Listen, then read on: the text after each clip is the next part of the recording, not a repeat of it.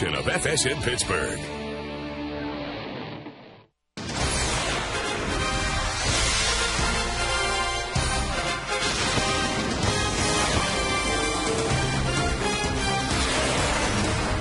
Boy, it's a hot day. It is great to be standing in the shadows of the Great One as the Pirates get ready to take on the Cincinnati Reds in the concluding game, the rubber match of the three-game series. The Pirates taking on the first-place club in the National League Central Division, the Cincinnati Reds. The Pirates winning last night 7-6 after a long delay. It was a long ball game, but it was all worth it because the Pirates got the win. And, Bob, it was also great to see a couple of Pirates come up with some multi-RBI hits. In particular, new Pirate Chris Snyder and Neil Walker, who had the big bases-loaded, bases-clearing double off the Clemente wall. And yeah, both of them really did a great job.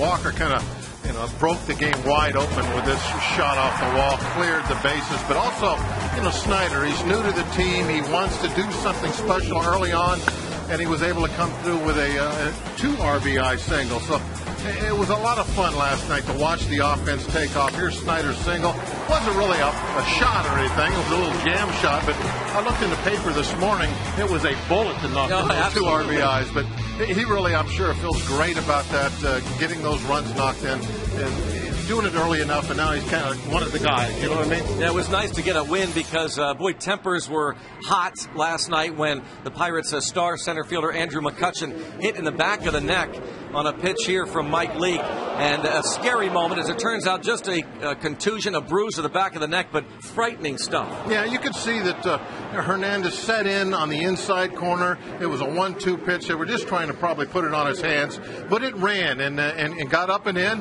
And whether it's on purpose or accident, doesn't matter. You got to pay the price. This is the National League.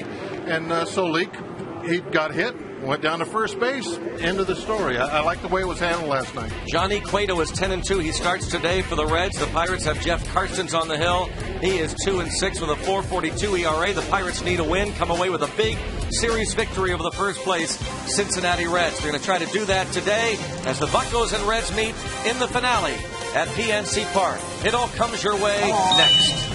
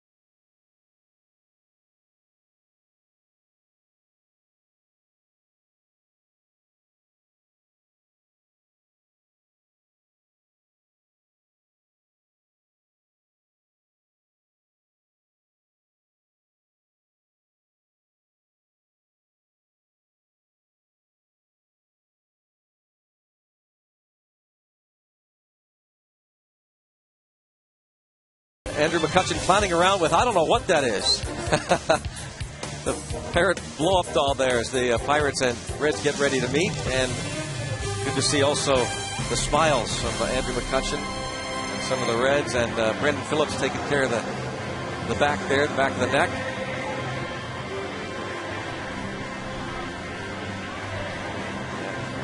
Phillips impersonating. I think he might have been getting on the millage dive last night there. Probably. I think he was. Yeah. Moves from McCutcheon to millage. So Andrew McCutcheon back in the lineup. The Reds lineup is brought to you by Toyota moving forward. Brandon Phillips is just clowning around. So with McCutcheon, Chris Heisey hits second. Joey Votto back in the starting lineup. He leads the league in average and home runs, 5th in RBIs. Big bat to return to the lineup for the Reds. Johnny Gomes in left, Lance Nixon right. Juan Francisco gets the start for Scott Rowland at third. Ramon Hernandez, Paul Yanish, Johnny Cueto. Brought to you by Toyota moving forward. And it's Jeff Parsons. Take a look at Jeff's numbers, and everything is looking pretty decent. We would like to win a few more ball games, but a lot of times if you don't get the run scored for you, you don't get a W. Pitched 6 innings last time out, gave up no runs and no decision. Strike is called on Brandon Phillips. 14 home runs, 42 runs batted in. Phillips was 3 out of 5 last night. A couple of doubles, a 2-run double in the 8th inning that got the Reds to within 1, made it 7-6. They had come back from a 7-1 deficit. Just misses the fastball on the outside, too far outside. 1 ball and 1 strike.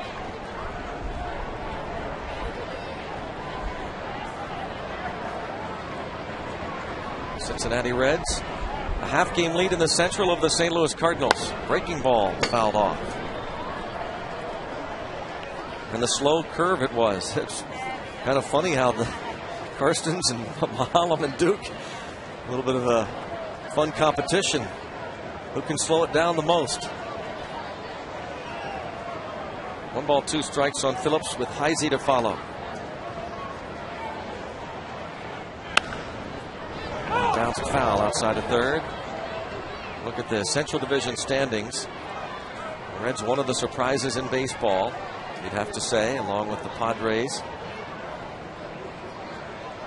And they both done it the same way. Good young starting pitching. It's really paving the way for them.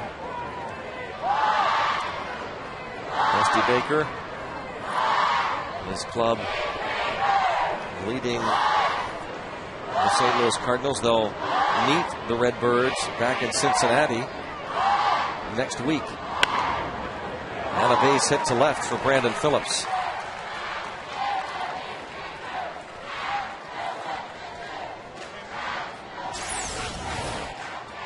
Phillips hit this one fairly hard. This is not just a 3-hopper in the hole. He hit it good. Slapped it ahead. Remind me a little bit of Sarge. Yeah. Sarge did that too, didn't he? Yeah, well, there were times where he would hit himself in the head so hard it'd knock his helmet off. He'd end up running around the base. In fact, I think they even had a little talk to him about that at one point. The league didn't like the fact that he was knocking his helmet off and endangering himself as he was running around the bases with no helmet on. Talking about a former teammate of Bob's, Gary Matthews. Not really teammate, but competitor. Well, he was never a teammate, huh? Were you traded for him? Yeah, that's what it was. That's how we missed each other. Here's Chris Heisey. Boy, the Pirates won't miss him when he leaves. Heisey, a one-man wrecking crew, going back to his first trip in May. This series, 4 for 7. Last night on base 3 times. So a lot of youngsters on hand in the upper deck. Big group on hand here. Yeah, I think they're going to make some noise. That's great. I'll tell you, it is. It's great to see. They're constantly cheering. Having a load of fun.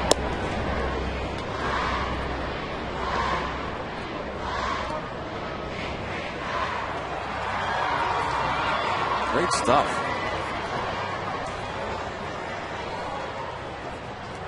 A lot of kids all over the upper deck. Groups out in the left field bleachers, right field bleachers. Heisey fouls this ball away.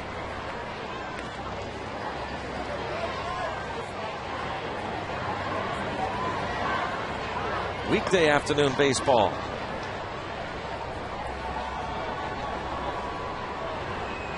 Heisey's becoming a more important part of that club, with Stubbs, who really highly thought of offensively this year, is not doing a whole lot. But then got his bat handle. Pitch that was up and in.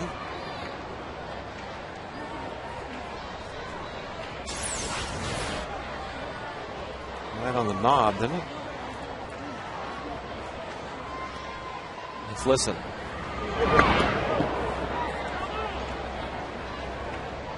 Looked like he even kind of moved his hand. If he hadn't moved his hand, then I think that's where he would have got it. He got the hand off the bat. That's where the ball hit. Blocked by Snyder. Snyder getting a day game after a night game. And that was a tough night game. Rain delay. Unbelievable humidity.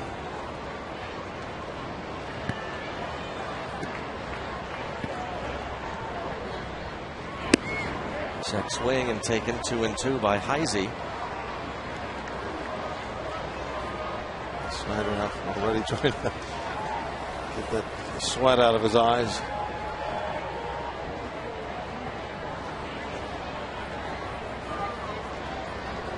Paul Mahalam got the W. 6+ innings, 4 runs. Probably gained the respect of his teammates. As Bob said, it was handled properly.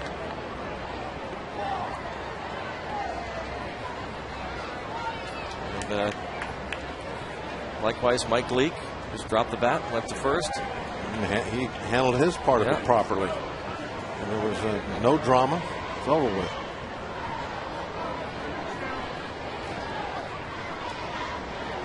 Karstens, the step off. Brandon Phillips has attempted 21 steals, caught 8 times. There's a shot of Snyder looking in at bench coach Gary Varsho. And there goes Phillips. Taken for a ball. The throw is going to be right there. Phillips is out by a country mile. 2-4 on the caught stealing. Not even close.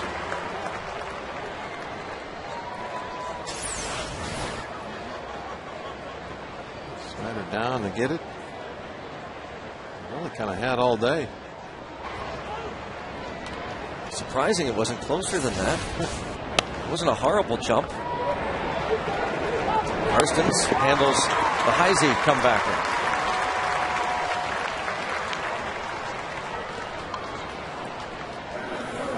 Bring up Joey Votto. 2 outs. And again, what a big bat to have out of the lineup. The Reds were able to win on Monday without Votto in there, but fell 7-6 last night. Votto did come on as a pinch hitter, bothered by a sore wrist. The National League's leading hitter, 322 average. Carlos Gonzalez of the Rockies is second at 317. Votto has 1 more home run than Albert Pujols and Adam Dunn. And he also leads the league in on-base percentage and slugging. He's just having a monster season. That could be a triple crown type season. We're going to get a lot of consideration if the Reds stay in it right to the end for MVP of the National League.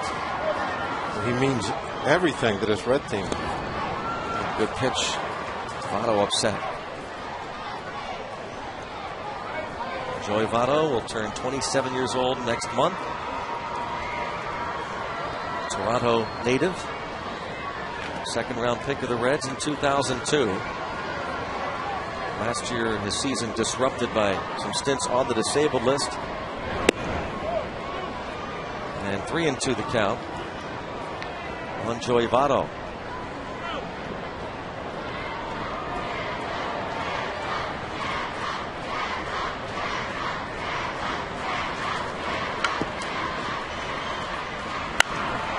Hits it foul. Votto last year, first half of the season, battled panic attacks and depression after the death of his 52-year-old father in August of 2008. One time on the DL with an inner ear infection.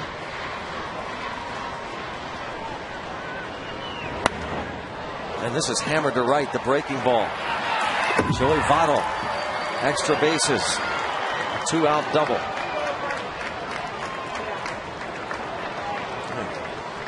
Good thing that Phillips got cut down trying to steal. If it hadn't happened, they would have probably an early run. They would have probably been moving the runner on that 3-2 pitch.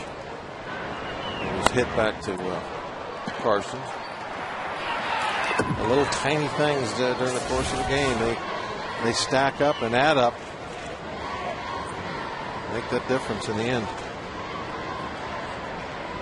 Snyder with the throw down there and erasing Phillips. It's to this point at least a one run that they could have had otherwise. Johnny Gomes now. Gomes 1 for 4 last night plus a walk. A couple of hits in the series. Among the league leaders in these situations, runners in scoring position.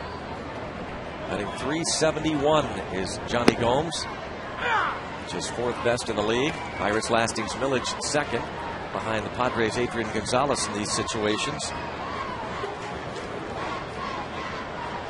Gomes by the end of the year will probably be close to 90 ribbies. Carson's trying to strand the runner.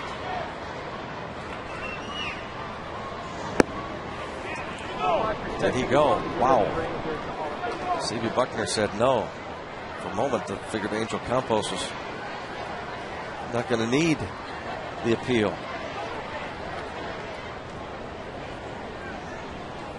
Gomes appeared to get a break on that one. 2-1.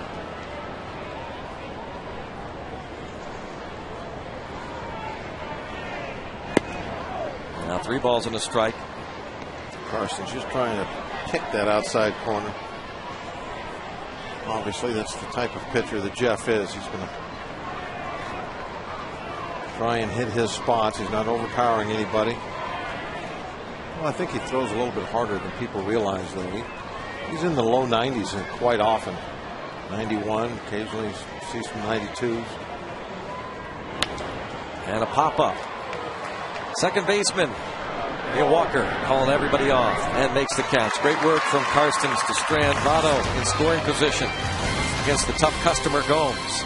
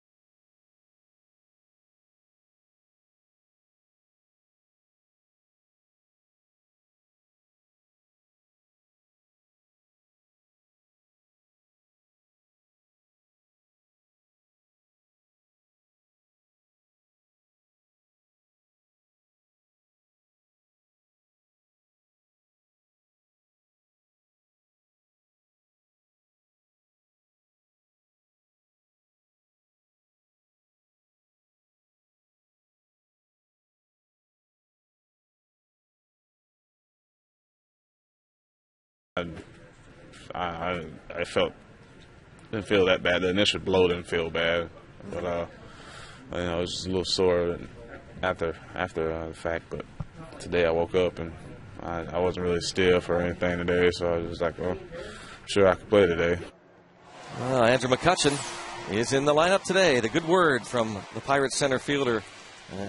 We got good word a short time after he was hit, but no concussion, hit in the back of the neck. So it's Andrew McCutchen followed by Delwyn Young. Last 6 starts, Delwyn Young hitting at a .421 clip. Neil Walker bats third, then Garrett Jones and Pedro Alvarez with Lastings Millage batting 6th. Chris Snyder in the 7th hole, Ronnie Cedeno and Jeff Karstens. And they face Johnny Cueto. How good is he? He's another one of those young red starting pitchers that is so talented, having a solid year. From what I understand, he's going to learn not to try and strike everybody out that comes to the plate, trying to back off and pace himself a little bit better. He's always been a pitcher that it seems like after 5 innings he's sitting there at 90 pitches every start. It prevents him from going very deep in the ball games. And I know earlier this year he had a game against us where he was extremely efficient with his pitch count. But always in the past, he throws a lot of pitches to every hitter, goes deep in counts, as he has gone here with McCutchen to start the game. McCutchen hammers one to left. Back is Gomes. It is gone! Andrew McCutchen steps right back into the lineup and gives the Pirates a 1-0 lead with instant offense, his 9th of the year. Yeah, that ball was hammered pretty well. You get a 3-1 pitch, you really get locked in on a certain spot, certain pitch, and if you get it, you take the big swing and hope you can drive it somewhere, not just for a single, but extra bases. You got that fastball belt high, inner half of the plate. And that's how you're supposed to hit a 3-1 heater. McCutchen hits his 3rd career home run off Johnny Cueto.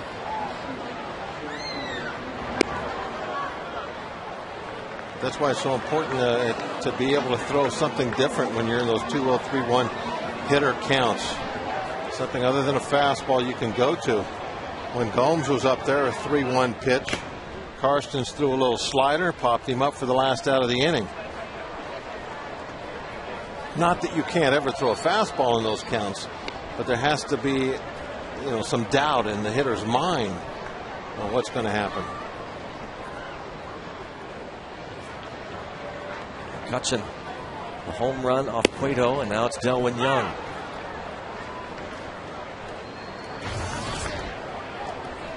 They used to always call that pitching backwards, and I couldn't understand why they would call it backwards, because really, to me, it was the way you're supposed to pitch. Fastballs when you're ahead in the count, off-speed stuff when you're behind in the count. And that, most of the time, really keeps the hitters off balance. Fastballs when the hitter's being defensive, off-speed pitches when he's being aggressive. Strike 3 called. And Safe Auto Insurance reminds you you're safe at home with Safe Auto, proudly supporting the Obadiah Cole Foundation for prostate cancer screening and awareness.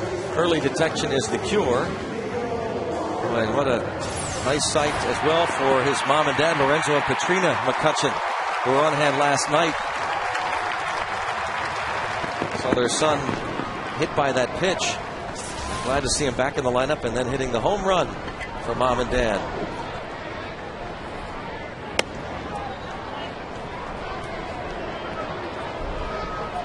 Pirates just a different team at home this year. And real close to 500 here at PNC Park.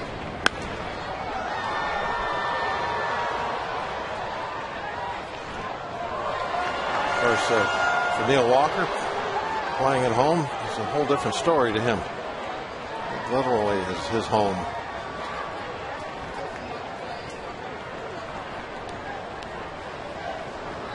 Career high 4 RBIs last night for Neil Walker. 30 now, 30 RBIs. your second baseman who didn't come up until May 25th. Yeah, he's got just a little over 200 at-bats on the season. Project that out to a full year. That's going to be fun to watch from day one in 2011, isn't it? Yeah, this is what we've been talking about now for a while. The core players. I'm trying to search for some kind of a different name, but that's what it is. The core players. They're here,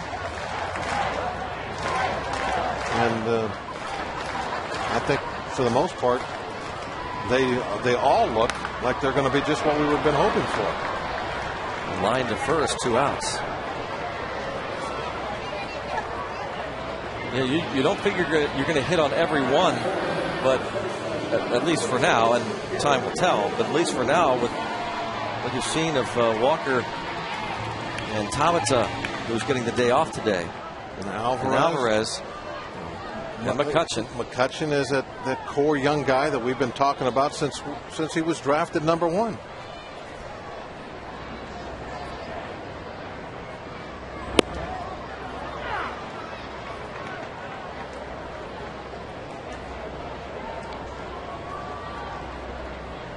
Jones 0 for 4 last night, 0 for 8 in the series.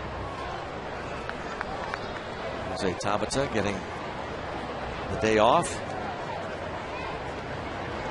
He wasn't really running very well last night. Thought he might have been having some cramp problems, perhaps.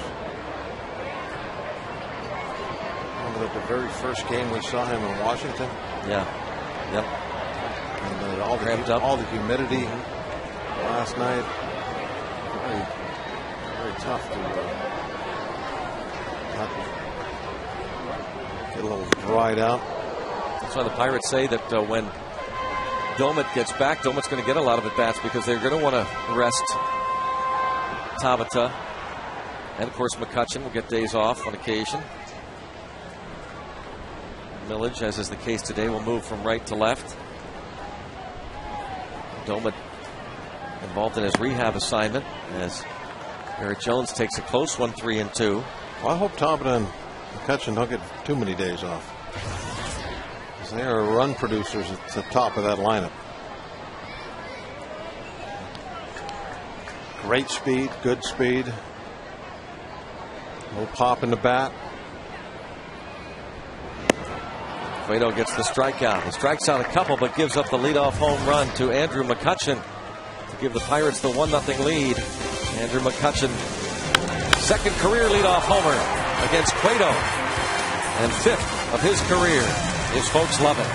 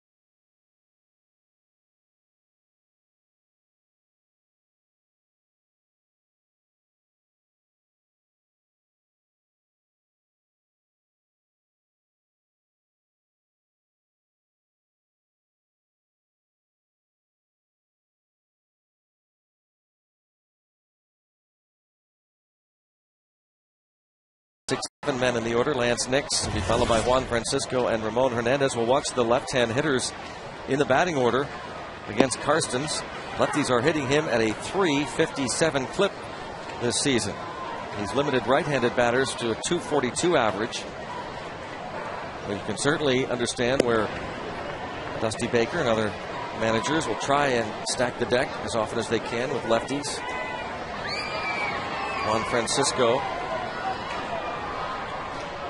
flip-flop in the order late, and that is just fair inside the left field line. Juan Francisco was in the 5-hole initially, flip-flopped, and now it brings up Lance Nix. Nothing special, just a little cue shot off the end of the bat. And the ball girl, she's not sure fair or foul. She's going to get out there, take a look at it. No, we better let it go. But the let's do something that I don't know how many teams do. Maybe everybody does it nowadays, but I've never seen it before. They have charts on the wall in their dugout showing who hits well off lefties and righties. Sacrifice bunt.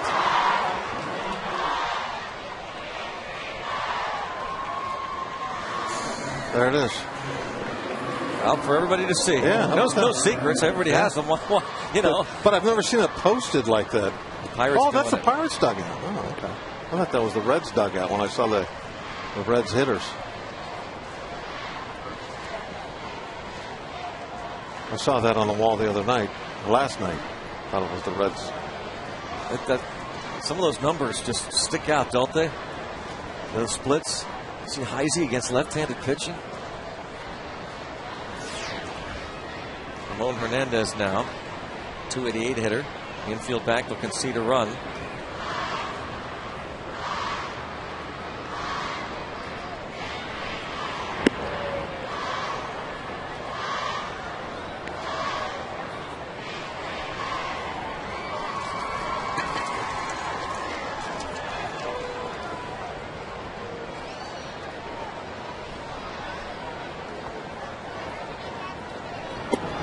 Now, count 2-0.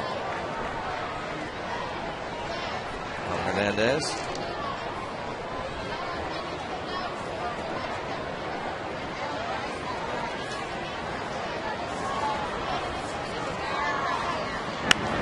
Popped up.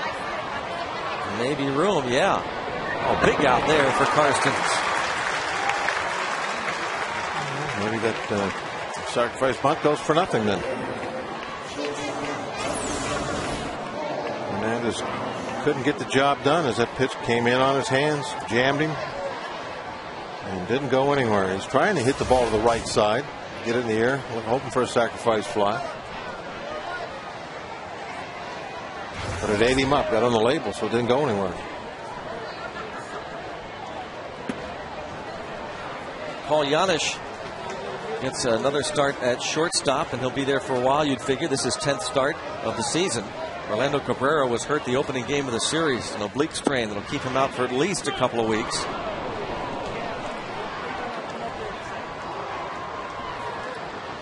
And Janisch last night 1 for 4.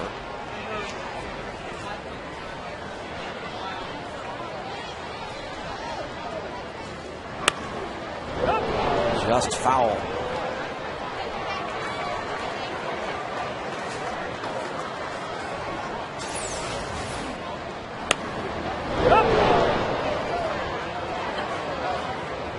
The ball girls, do they ever miss one anymore? No. They have scouted well, the Pirates have. Yep.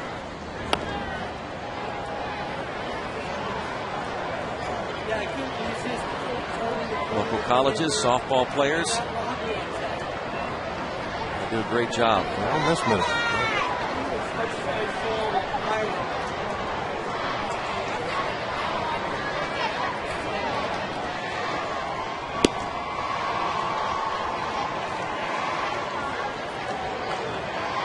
Two and two the count.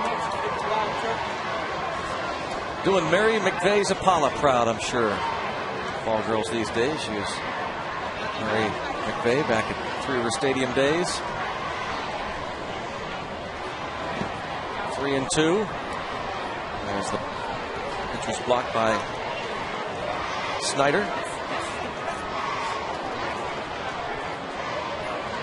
Jeff Karstens, though he's 2-6, he's been a warrior this year for the Bucks. Like the Cardinals through 6 innings on Friday at Busch Stadium. And a base hit, big time hit for Giannis on a 3-2 pitch with 2 outs. Ties the game at 1. Yeah, he picked up Hernandez. He couldn't get that run in for third with 1 out, so they had to do it with a base hit.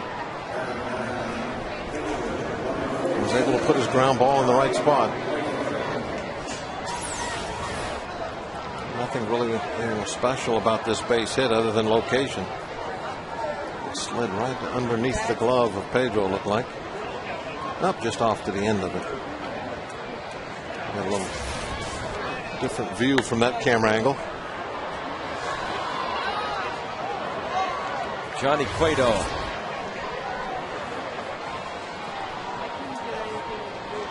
Cincinnati pitcher. 5 hits and 37 at bats with a couple of RBIs.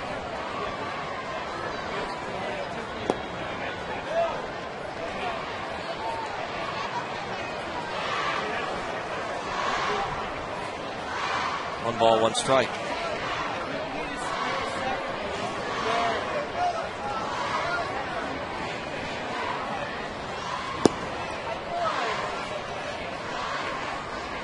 Two and 1 now on the Reds pitcher.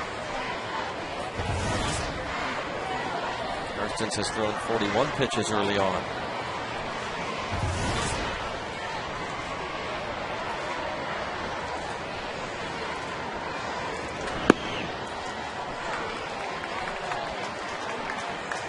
Two balls, 2 strikes. 27 years old. Karstens, 21st appearance, 15th start of the year. He's looking for his first win since June the 19th. Oh, going up to get it. Garrett Jones, the big man, robbing Cueto. Reds tie it at 1, but Garrett Jones with a fine play to rob Cueto for the final out. 1-1 game.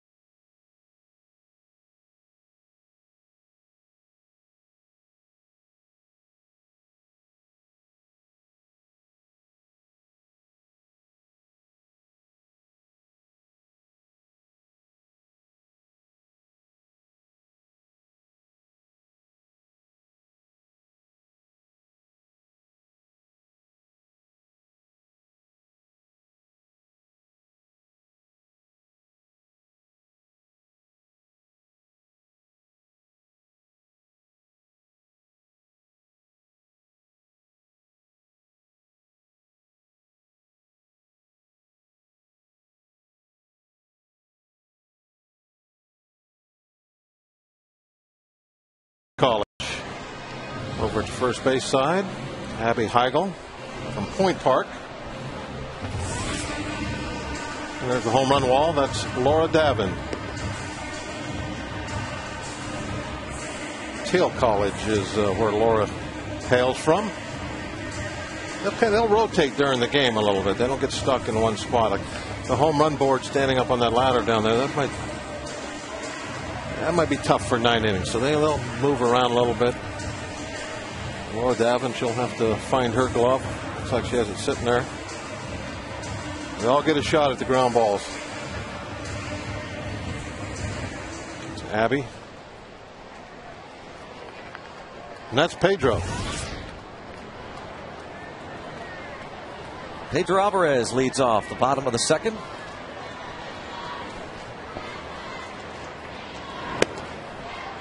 Alvarez, Millage, and Snyder for Pittsburgh.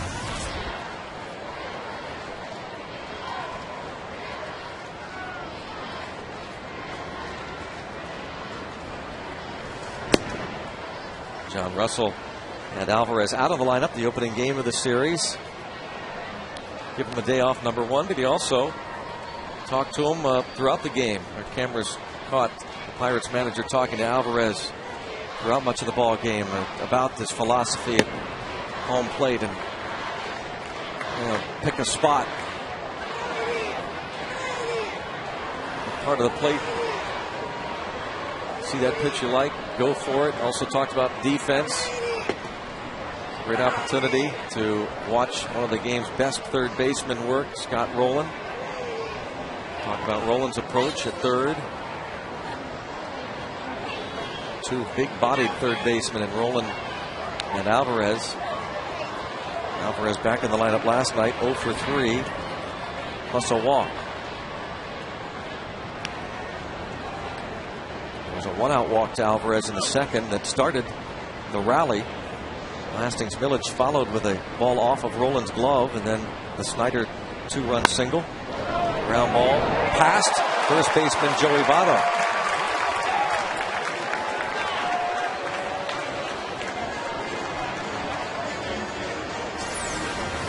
They're going to call this one a base hit.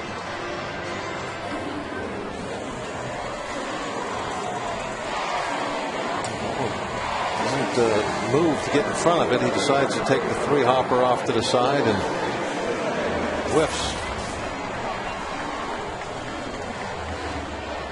Votto for sure feels like he should have made that play. Which wrist is it? This is his right wrist that is messed up? I think it is. That's his right wrist.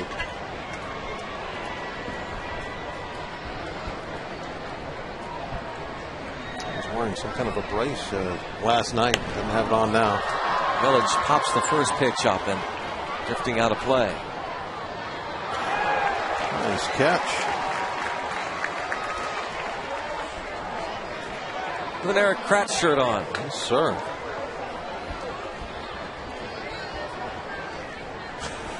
He's into the game. Yeah. Wants another one. He put that glove right back on.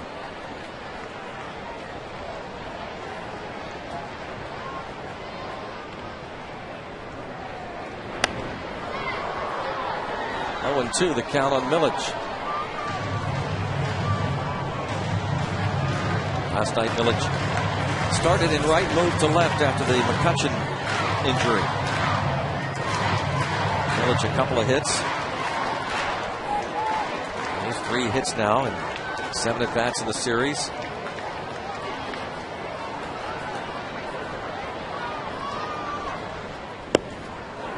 Swings and misses at the high fastball. Cueto has 3 Ks.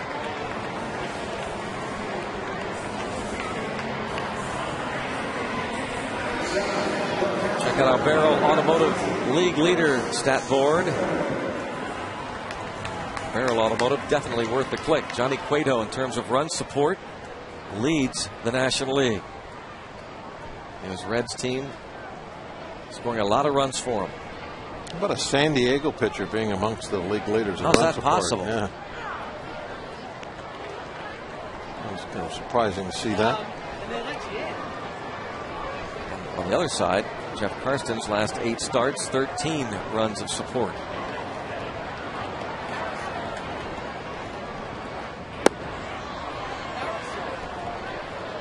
Ball to strike on Snyder.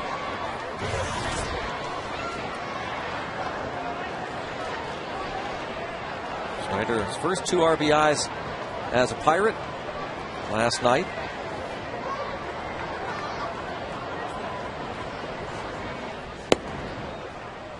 And as the Pirates have pointed out, that batting average, not a career .230 hitter, but he'll provide some pop and drive in some runs. In fact, in terms of RBIs among catchers in the National League, only Brian McCann, Miguel Olivo, Giovanni Soto, and Yadier Molina have more. Only 4 other National League catchers have more RBIs than Snyder, who lines this one towards center. And the catch made waist high by Heisey.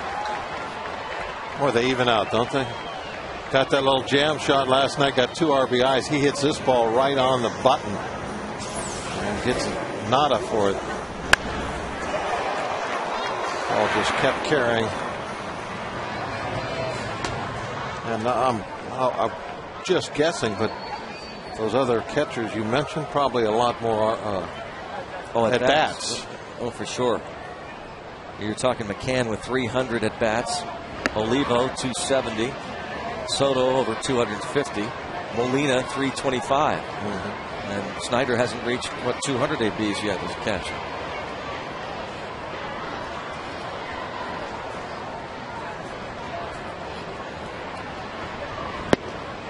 Cedeno comes up empty, 1 ball and 1 strike.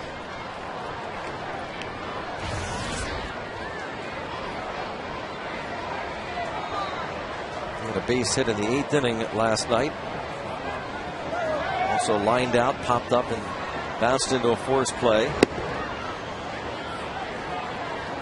On base twice in the series with a hit and a walk. And a couple of line drive outs. He is a .455 career hitter against Johnny Cueto, 5 for 11.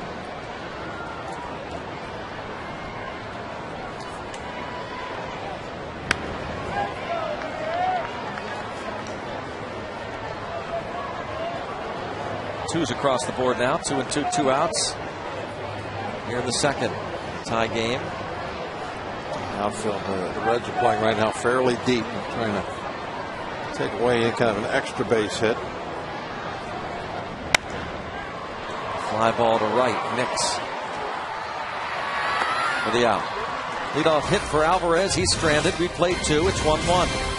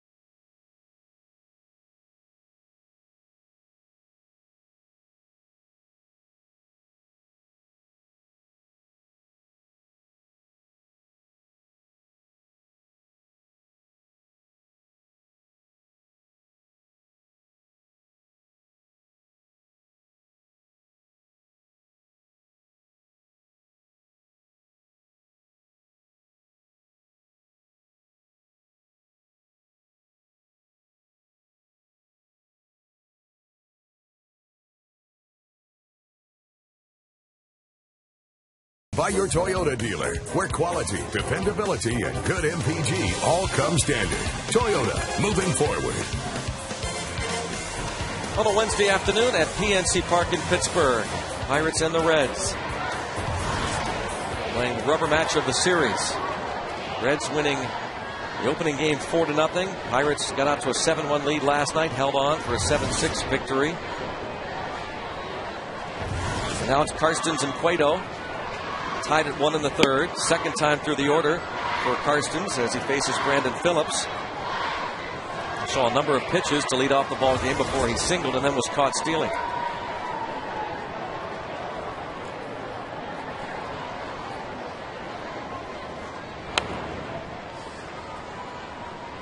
Phillips 6 for 13 in his career against Karstens.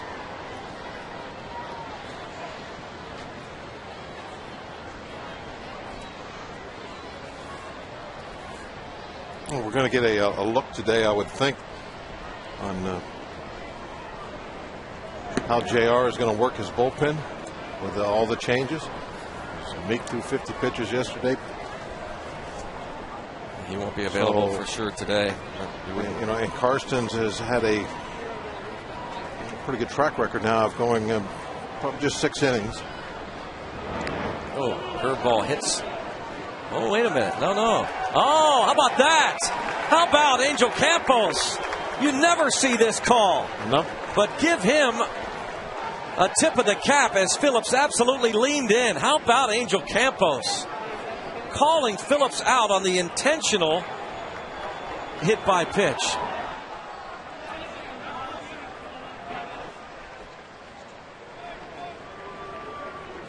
You know, I know occasionally it gets called, but I'm trying to think. I don't think I've ever seen it. Yeah, he pushed his elbow out and tried to hit the ball. Great call by the umpire. That is great. He pushes his elbow. He doesn't bend it in. Right there, see? He pushes it out. Watch it. He'll push his elbow right toward his own dugout right the last second. Right there. So? No complaint. He can't complain. I mean, he got caught red-handed. No pun intended. Angel Campos calling Phillips out. There was a slow curve ball. Phillips just, at the last moment, pushed out his elbow. So no hit by pitch.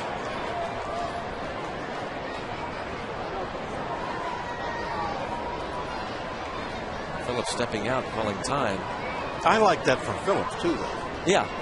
You have to give him credit. Doing something, try and get on base. And he's got no armor either, does he? But he just, like, right the last second, he thought, hey, let it hit me. Oh, Karstens takes advantage of it. Felt probably very happy. It's one thing to see guys that lean over with all that armor on that elbow, but he doesn't have any. Good slider.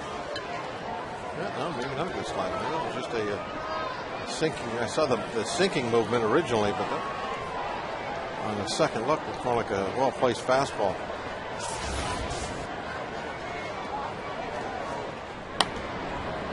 Now Heisey pops it out of play. So you saw Angel Campos make that aggressive call. C.B. Buckner at first. Doug Eddings, the second base umpire. And the crew chief at third base is Dana Demuth.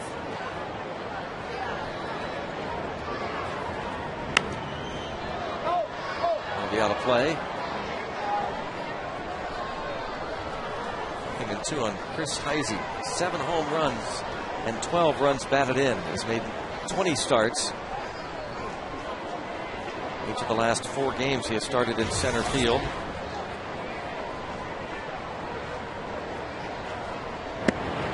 Tied up. Karstens back-to-back Ks.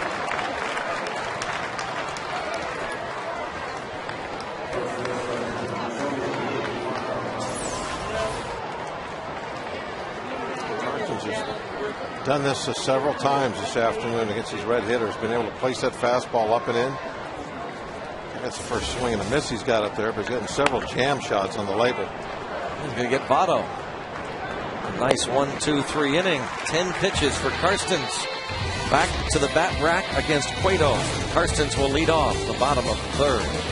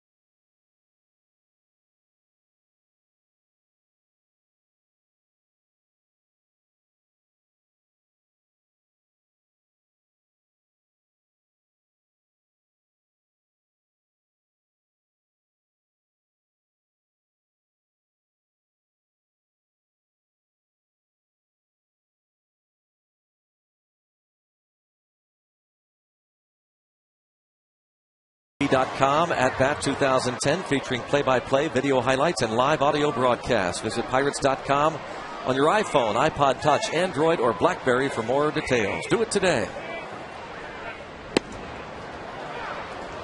Karsten's 2 hits and 25 at bats this season. Will be followed by McCutchen and Delwyn Young.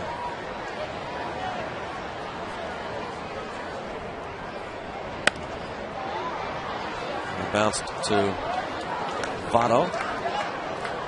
Coors Light cold hard blast provided by Andrew McCutchen, leading off the bottom half of the first inning. And here it is. He just launches that 3-1 fastball. He caught it inside and sent it a good 4 or 5 rows over the 383 sign. That's the cold hard blast, brought to you by Coors Light, the world's most refreshing beer. Good day to be refreshed, huh? Hot and sticky. Fly ball to center. Easy for Heisey. 2 down. That ball wasn't that far away from where the home run pitch was. A little bit further in, maybe a little bit higher, but the different count is the main reason you got a different result. Here's the location. Now see, that is almost where the 3-1 pitch is, but he's not as aggressive with the first pitch as he was 3-1. Didn't quite get the head of the bat to the baseball, and it ended up being just a lazy fly.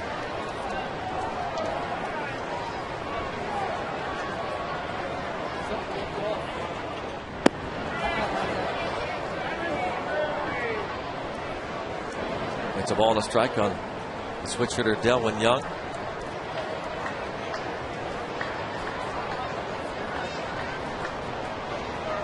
Young at 3 for 14 in his career against Cueto. Cueto has hit 8 batters this season.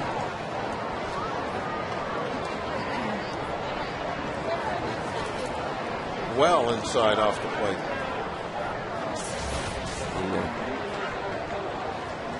The 8-hit batsman, 3rd in the league.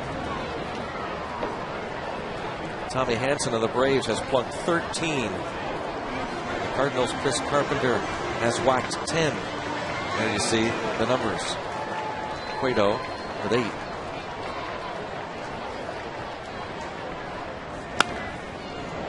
Off the tip of Phillips's glove. A base hit. We've seen the Reds not come up with quite a few of these. Near misses. Yeah, the infielders of the Reds are doing their pitching no favors in this series.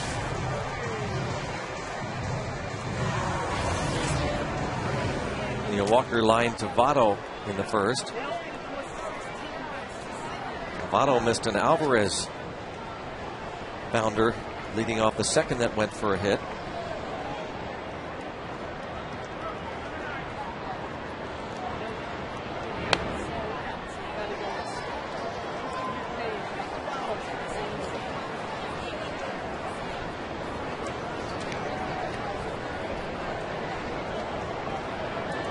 Last 18 games, Neil Walker hitting nearly 400. 365 batter here at PNC Park. Cueto has him behind in the count 0-2.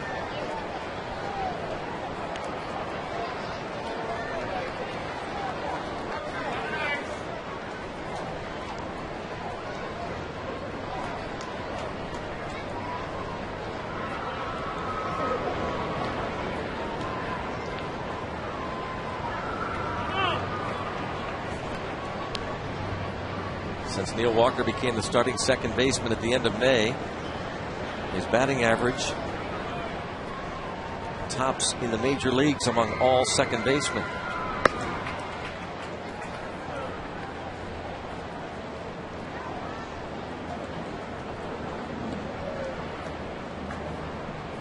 One and two the count on the former first-round pick of the Pirates, Neil Walker. It is pretty amazing that much came out of nowhere. Grabs second base. Just gets under this one. Nix makes the play. 2-out single doesn't hurt Cueto. He played 3. It's 1-1.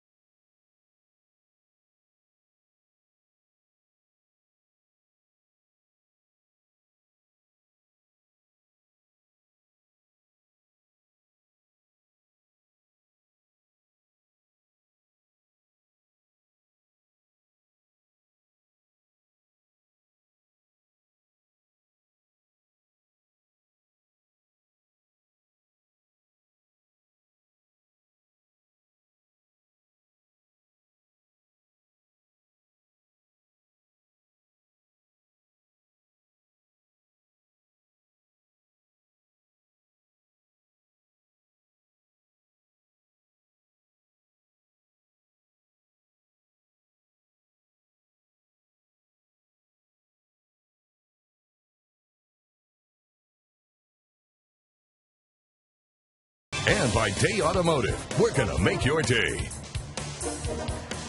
Time to check out our Day Automotive this day. In Pirates history is on this day in 1998. Kevin Young went 4 for 4, 3 doubles, 4 ribbies, a stolen base, scored 4 runs. Bucks beat the Rockies 13-5 at Three River Stadium. Thank you, Day Automotive, this day in Pirates history. Speaking of those Rockies, they'll be in town for a 4-game series starting tomorrow night. FSN T-shirt night tomorrow. Very popular giveaway item and growing in popularity. These Pirate T-shirts, different one given away each Thursday home game. Gomes lifts one to right and deep, but out of play. That's tomorrow night, the first of a 4-game set against those Rockies. Andrew McCutchen has been showing you the last couple of weeks that T-shirt that you'll get. McCutchen likes it. That's tomorrow night. T-shirt Thursday from FSN. All fans get one. Deep short, Cedeno, does he have a chance? Oh, close.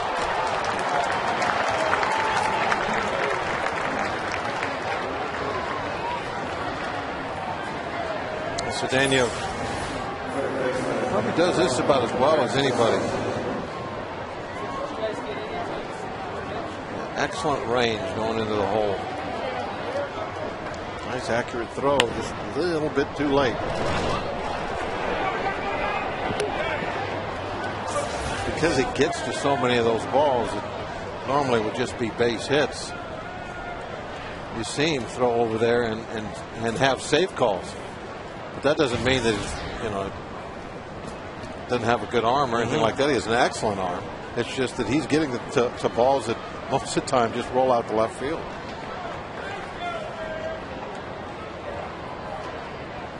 Been very, very solid defensively. And occasionally he's showing that he does have some offensive talent. Just not seeing it as enough. No, it's in there. Pirates say he cares so much. He wants to succeed every at bat.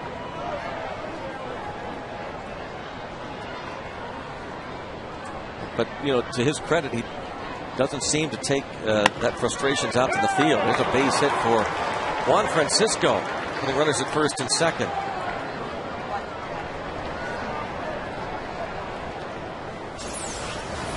Francisco, off-speed pitch. He had to double clutch on that swing just a little bit.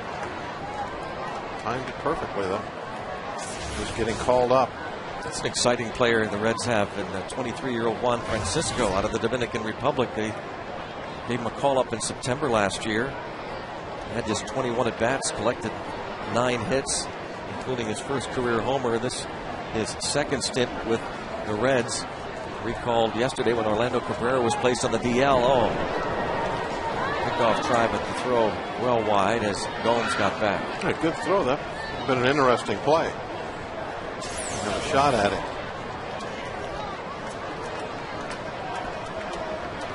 Probably would have been safe anyway. You know what, though? Gomes with the lunge, I'm not sure he got his right foot all the way back to the bag. Might have came up a little short. He might have had him.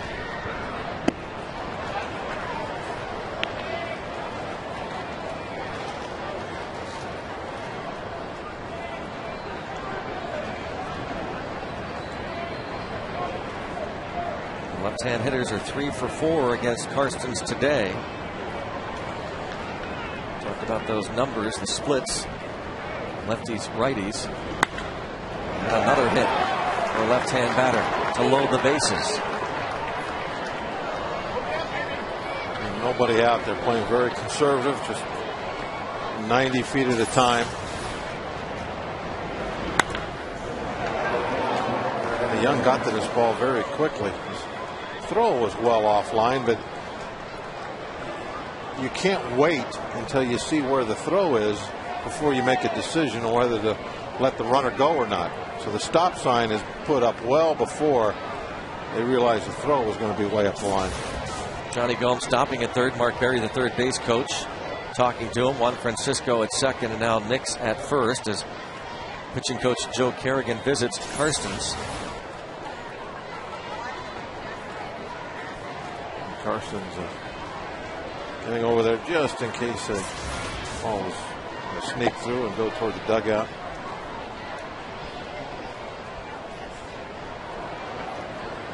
One ball game, no one out, bases loaded. And we know what Karstens and the Pirates are thinking here. Ramon Hernandez fouled out with a runner at third base and 1 out in the second.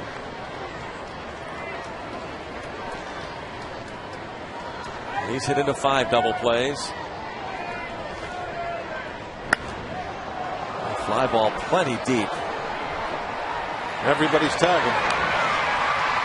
Throw towards second. And a chance. Oh, nicely done by Walker. Hit the ball. Quick tag. A double play. Nix is retired as McCutchen got the ball in. A one-hopper to Walker. A nice play by McCutchen. A perfect throw right there on the bag. Got the quick tag down.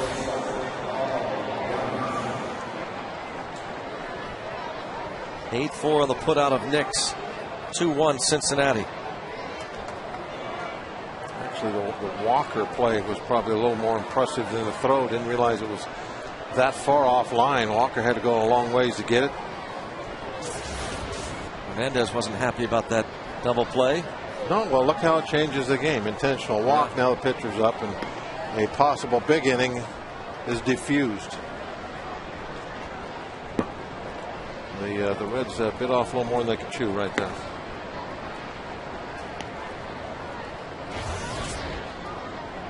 They should have a situation where it's first and third, 1 out. Giannis up, who's already got a hit in RBI today. But because Nix wanted to get the second,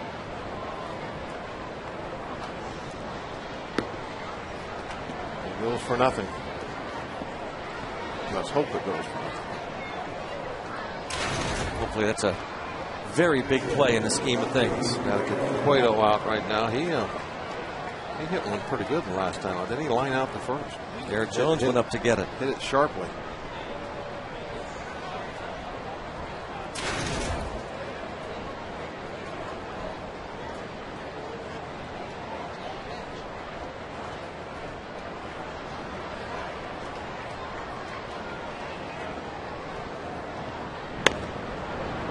Bounce to Jones. So a big play. Yeah, just 1 run. That's outstanding the way that inning started.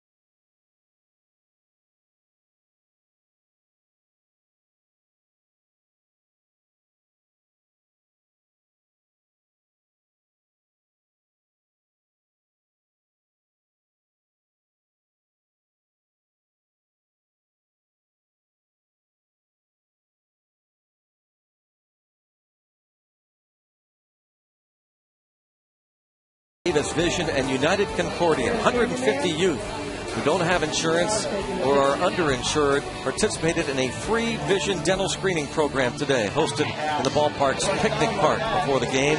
Following the screening, everybody invited to stay for this game this afternoon as guests of the Pittsburgh Pirates. The youth in attendance, all part of the Tickets for Kids Charities program, and our thanks to Pirates season ticket holders who have generously supported Tickets for Kids through the years by donating game tickets to the organization, and any of the young people who participated in the screening eligible for future exams and eyeglasses, compliments of Highmark and Davis Vision. High fives to those great people. Highmark, Davis Vision, and United Concordia helping the kids. Garrett Jones struck out in the first.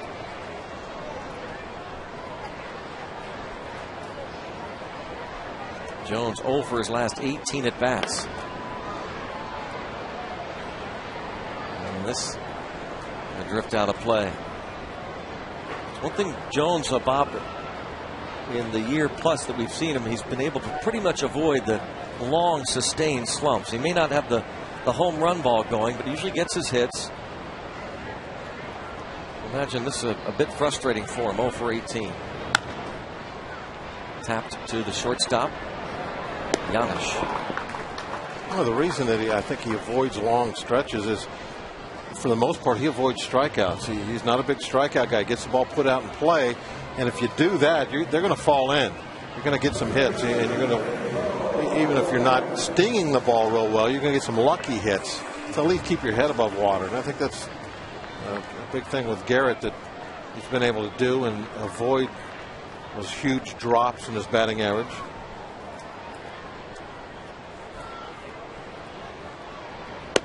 But the guys, when they get in those slumps where they're striking out 2 times a game, that's the one where they become just lost, and they don't get those lucky hits because they're not getting the ball put in play enough.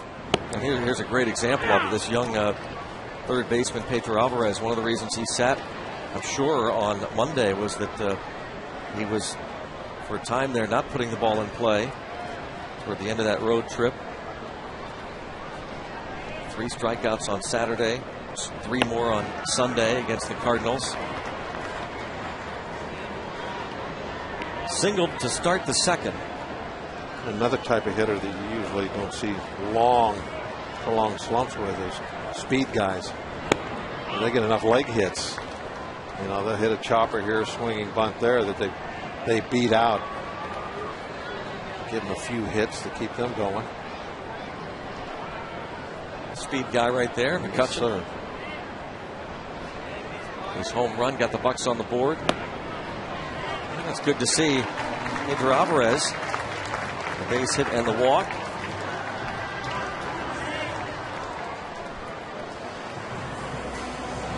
Again, a reminder now, through this Sunday, the Bucks are paying all service fees. This deal includes any ticket purchased for any of the remaining Pirate home games for the rest of the year. So don't miss out on the great promotions left, post-game concerts, fireworks, and lots more. Go to pirates.com/no fees.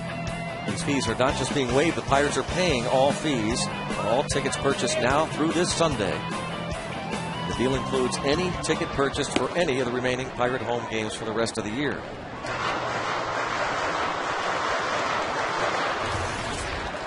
Millage struck out in the second.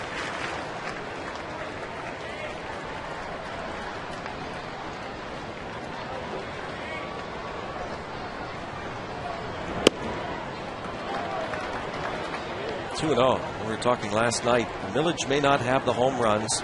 He's got 3 of them. Pirates hoping that he shows more power.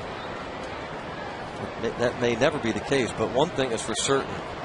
He hits about as hard a line drive as you'll see anybody in the game. He had a couple of just rifle shots last night, 2 and 1. Clotheslines. And right now he's not being pushed by anybody, and so he still has time to kind of mature into some type of a power guy. think what we're looking at in the long term is maybe somebody that hits 15 home runs, somewhere like that. I think that's probably where the Pirates are hoping for. He's certainly stronger and more capable than just 3. And the fact that nobody's pushing him won't last forever. There will be a time where somebody will make a move and start pushing him for playing time. And maybe even as soon as this September. Who knows? You just have to wait and see this stuff play out. You know, well, we were talking about Walker last inning. You know, with the signing last year of Aki in the wintertime, the last place I thought we would see Walker would be as an everyday second baseman. We knew Walker was a good player, first round draft pick, athlete. But there was no way to predict that here we are in the first week of August that he was going to have a hammerlock on that second base position. Nobody knew that. There's just things you don't see coming that happen. And you make predictions about, next year. Half the time you're going to be wrong. Nobody knows what's going to happen. Runner goes on the 3-2 pitch, and it's a fly ball to center. Heisey to the track. Back to first goes Alvarez.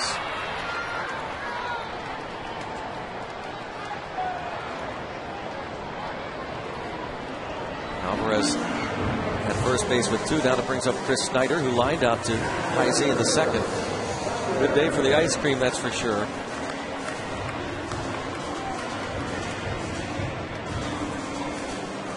Kids Go to town on that. Kids here are having a great time this afternoon. Young and old alike. All kids. Yes, it's a little warm. It's very humid. Good baseball weather.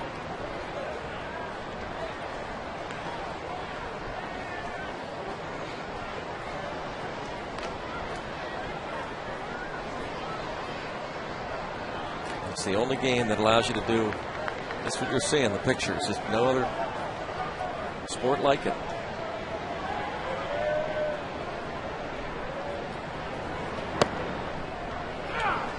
True family game. A lot of the youngsters, it's a camp day today. We've got a lot of folks up near our perch from the North Fayette Summer Playground.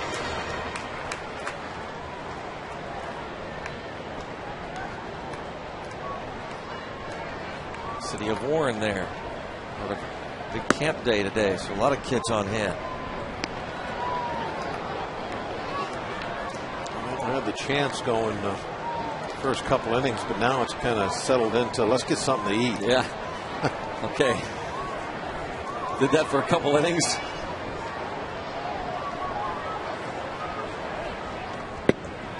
2 balls, 2 strikes on Snyder.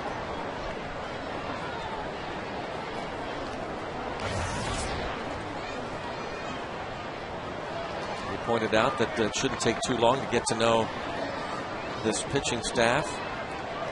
And also, he said, I looked at the schedule right away and saw that the Pirates, going to be hosting the Rockies for 4. And of course, I've seen those guys plenty in part of the National League West. And then following the Rockies series, Pirates on the road against San Diego. But Snyder goes down swinging, and the Reds still lead 2-1.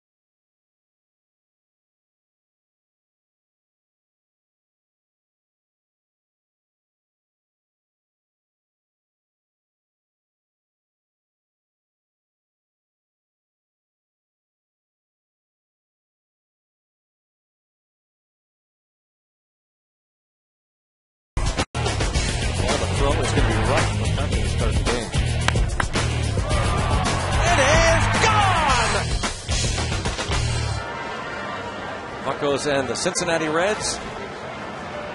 It is a 2-1 Cincy lead. The McCutcheon home run. And then the Reds tied it in the second and took the lead in the fourth.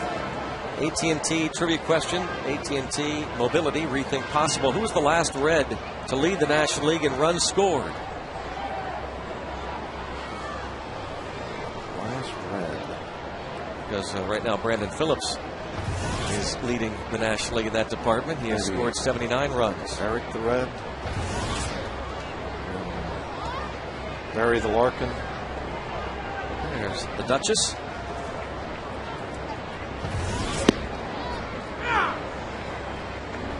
Any guesses? Greg the Brown.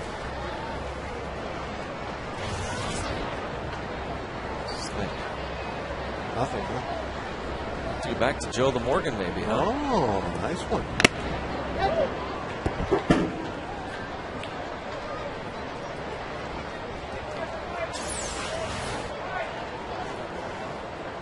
Phillips hitting our new catcher.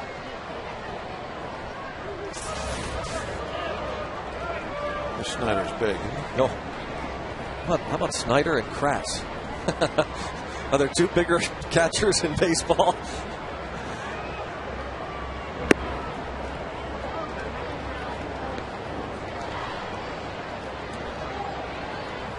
One ball, two strikes on Brandon Phillips. 1 for 2 this afternoon. Well, there's been some successful big catchers, that's for sure. And Gary Carter, a big catcher.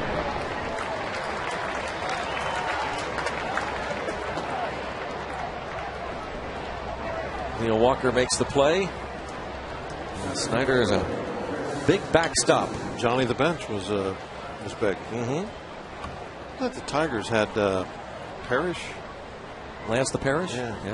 He was a big catcher. I think we can move past that now. What's that, Bob the Walk? Okay. You made your point. Heisey has bounced back to the mound and struck out. One down in the fifth. And Karstens had a 1-2-3 third by getting Phillips and Heisey to strike out and Votto to ground out.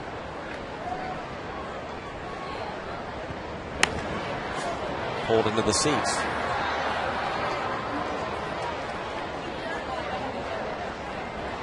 Pulled into some campers down there. They're scattered all over the park.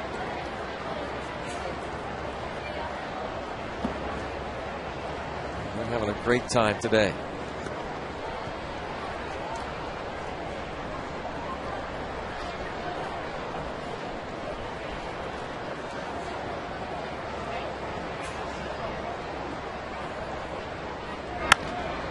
Headed up the middle, and Heisey has himself another hit.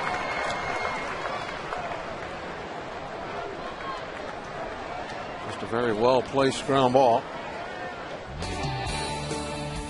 On a Wednesday afternoon, alumni autographs before the game. Former Pirates Kent DeColvey,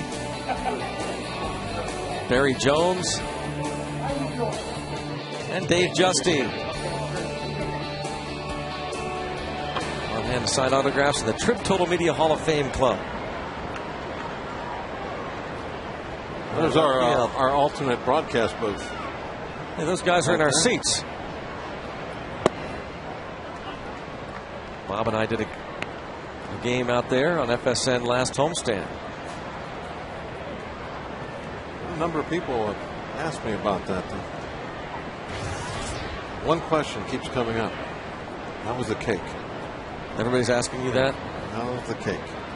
And it was good. I tell them. I don't know why that was such a big deal. One thing they need to, grab some cake. Forks would have been. Oh, yeah, but you handled yourself well.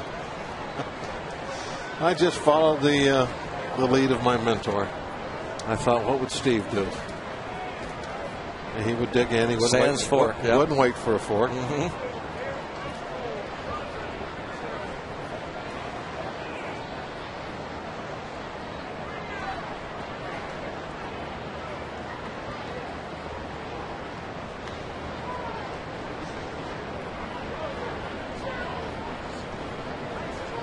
There he is. It's my mentor. He happened to be eating a chocolate cake of his own at that time, remember? Always one step ahead, isn't he? Yes, he is.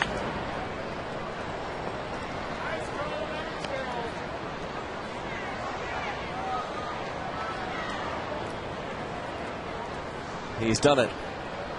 600 home runs, Alex Rodriguez. Thank goodness. At Yankee Stadium against the Toronto Blue Jays. Was there much talk? There's about as much talk as that home run as there was Bob Walk eating that cake. It was amazing. How long did it take? A month? 600 career home runs for A-Rod.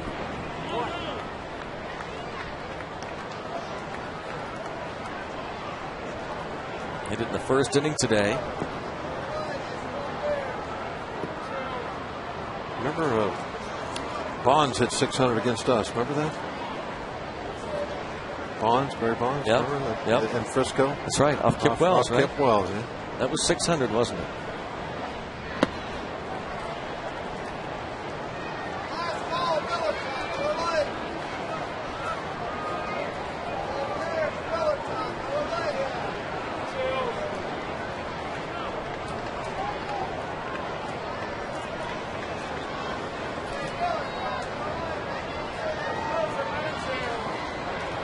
And 2 on Joey Votto. A double and a ground out. Big pitch here from Karstens with one away. Runner goes. Ball 4.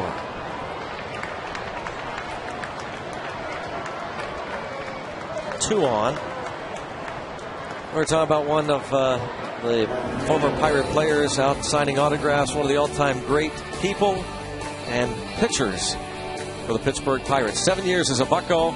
Dave Justy led the National League with 30 saves at the World Championship 71 season, a 1973 All-Star, PNC achievement for the achiever in us all. And what a fabulous pitcher, what a fabulous person, Dave Justy. Of course, Justy has a famous neighbor, Kevin Slowey. That's right, Slowey of the Minnesota Twins. How about that? An Upper St. Clair. The same neighborhood. Another former big leaguer is part of that neighborhood. Really? Yeah. I don't know who that guy is. I know that. Must be a real old timer or something. I surprised you with that one, didn't I? You did. Yes, you did.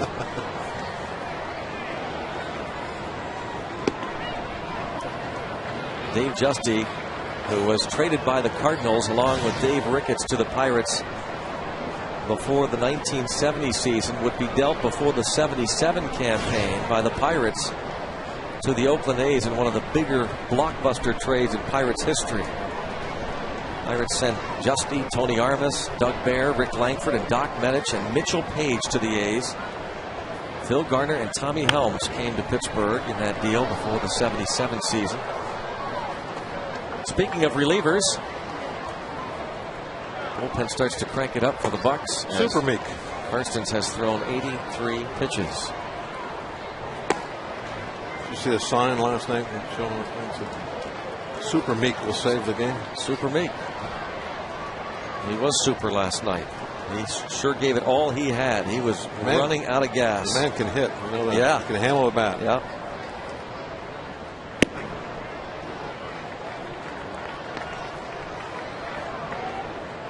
Now 3 balls and a strike on Johnny Gomes.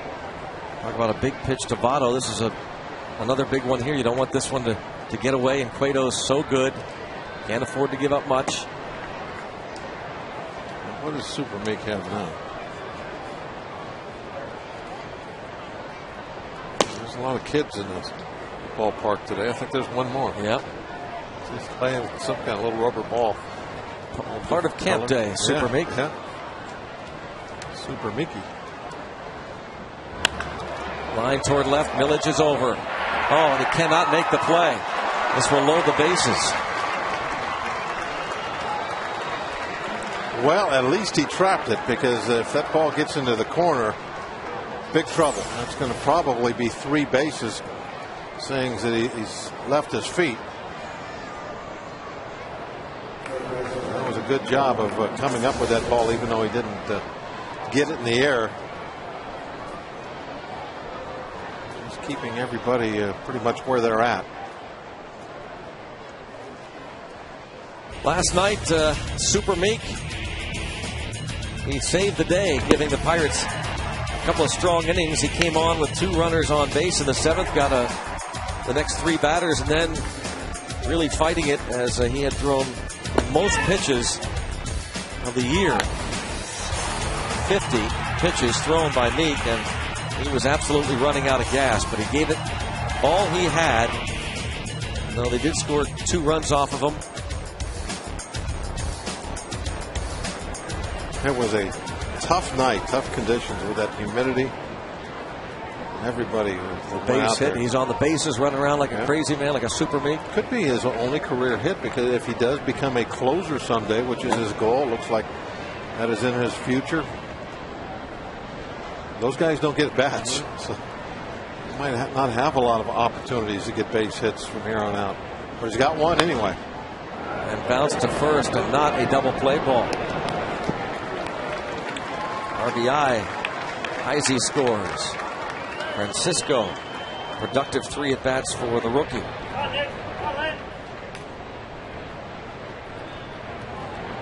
Just a slow roller, nothing that the Pirates could do but just go ahead and get one out. I don't know what the Pirates will do now with the Nix up at the plate.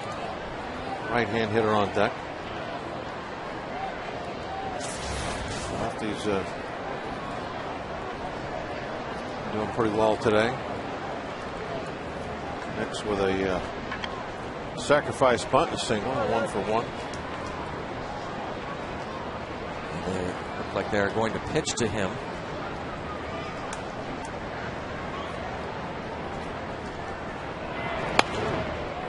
And got him. Karstens survives it, gives up 1, and at the halfway mark, the Reds add to their lead. It's 3-1 Cincinnati.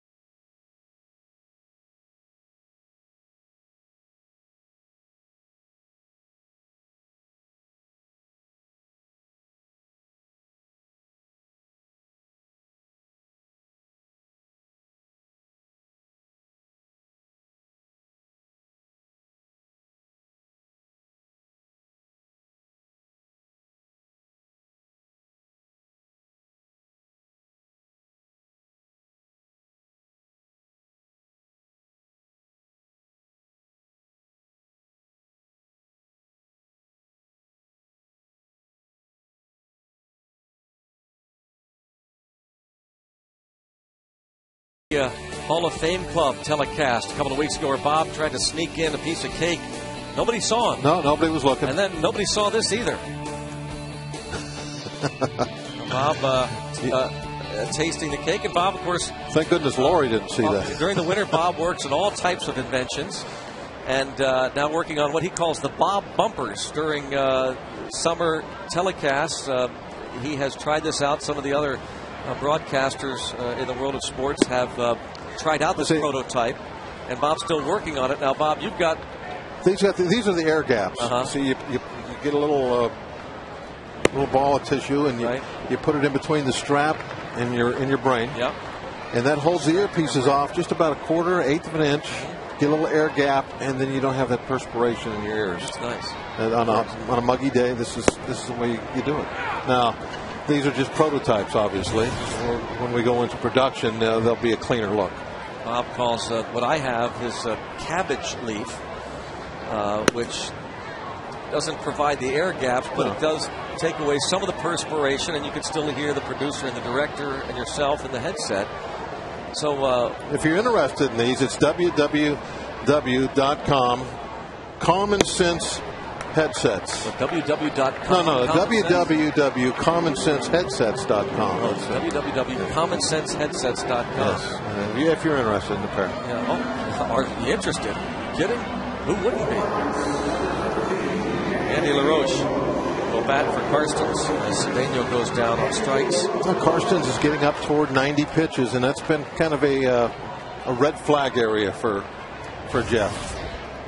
But today, kind of a typical one of his ball games. He didn't hurt himself with walks. He throws a lot of strikes. He gives up some hits, but single runs. He stays away from the crooked numbers, the big innings. So when you look up there, it's 3-1. It's a 2-run ball game. Anybody can win it still. Well, LaRoche just missed this one. Just missed it. So close. Driving Gomes back to the wall. 2 outs. If we were in Cincinnati's ballpark, I got to believe that would be up in the seats.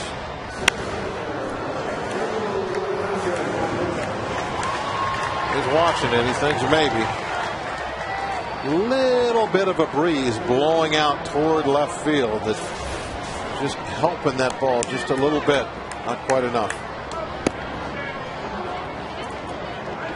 McCutcheon's home run in the bottom of the first gave the Pirates a 1-0 lead. Since then, Cueto has allowed 2 singles and a walk.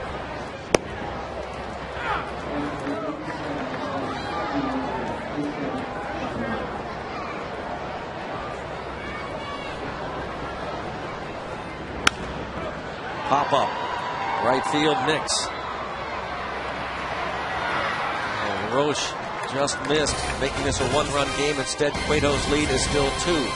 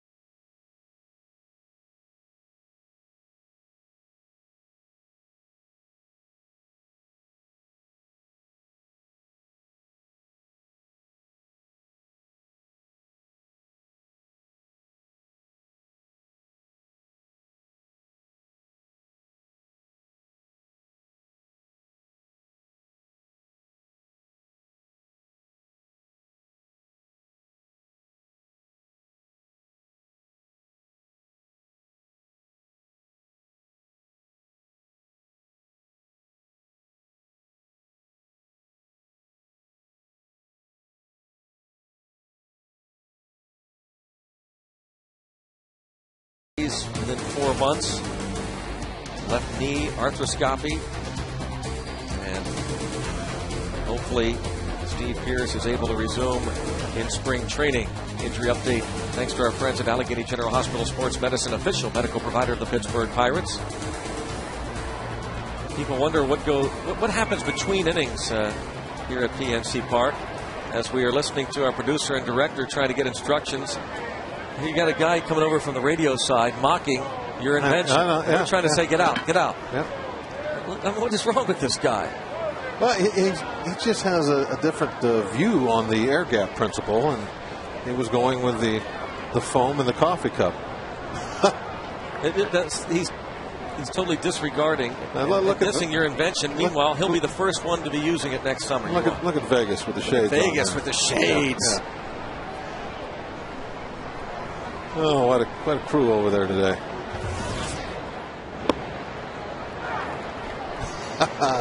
Yes, sir. We call him Vegas. Yes, Tim right.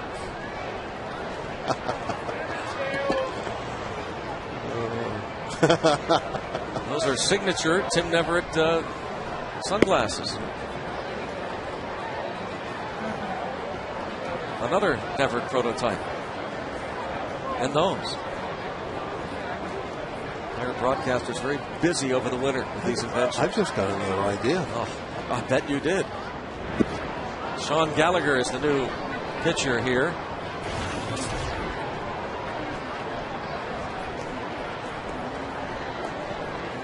Gallagher on the year. Pirates and Padres. Well, this is kind of what we were wondering about, well, really, ever since the trading deadline, but especially today with Meek out of the picture in a close ball game. Who's going to pick up those innings that used to be picked up for, in this case, maybe Lopez or Carrasco? Who's going to pitch in the 7th inning where Meek used to pitch? Gallagher strikes out Hernandez. Questions that obviously will be answered in the coming weeks. It would appear as though Gallagher has the opportunity to become that Carrasco type pitcher. Pirates even discussed with Gallagher after they acquired him from the Padres, stretching him out and thinking about starting him at some point. They like his stuff, his former Cub prospect. Yeah, I think there's pretty much a wide open mind among the Pirate brass as far as who might be in that starting rotation for next year. That they're not counting anybody out at this time, nor should they really. That is for me, the biggest underperforming area that we have right now is that starting rotation, and if that gets straightened out, that will turn things around the quickest. Joe Kerrigan, he's working with many of these starters, trying to get them straight. There's our newest starting pitcher. Make his first Pirate start, acquired in the Dotel deal from the Dodgers. James McDonald will face Jeff Francis tomorrow. Paul Mahallam last night in his 7th game.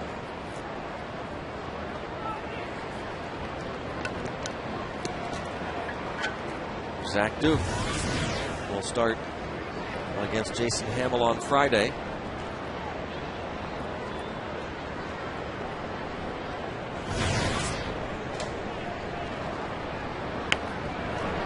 Cueto gets the bunt down. Sacrifice 1-3.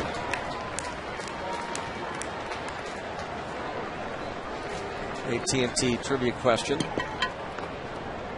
Brought to you by AT&T Mobility. Rethink possible. The question: who was the last Red to lead the National League in runs scored? As Brandon Phillips steps to the plate, he currently leads the National League in that department. But the last Red to do it, George Foster, in 1977, scored 124 runs. He hit about 52 that year or something. Yeah, I know he had a huge home run year, right in that late 70s area.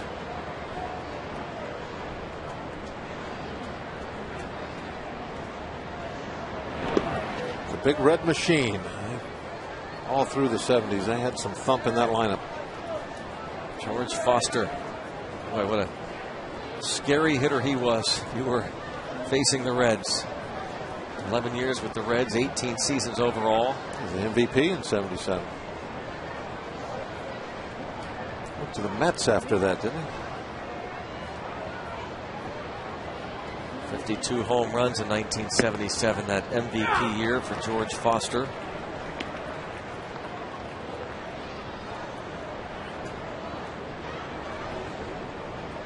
'77, Foster driving in 149 runs. Again, those 124 runs scored.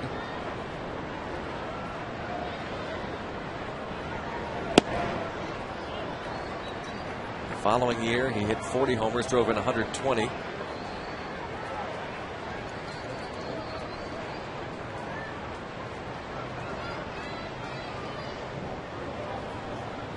Two and one on Phillips.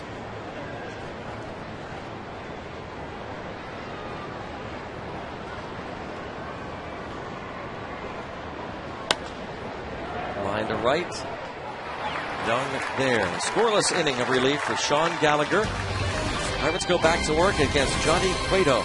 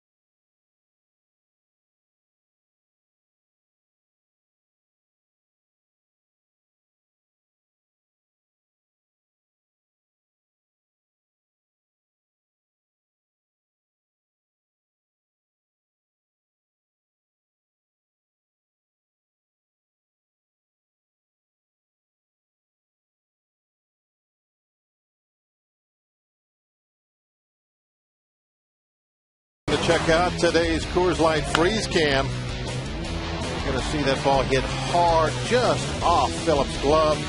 Freeze it right on the tip. Not enough leather on that one. That's today's Freeze Cam, brought to you by Coors Light, the world's most refreshing beer.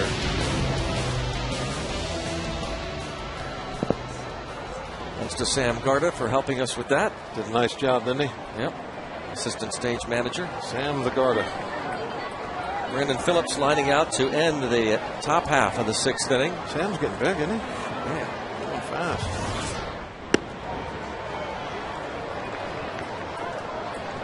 Oh, now you're talking. Is that Ross Morgan? Ross Morgan. He's now the head of the left field loonies. Another inventor. You know? Great minds think alike. Another inventor. Morgan and Walk. The invention people.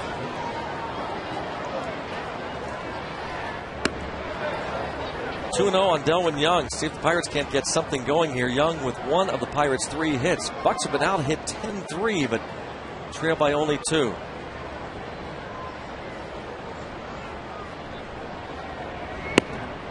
Cueto rolling right along. Had one of the best performances of the year by a Reds pitcher last couple of seasons.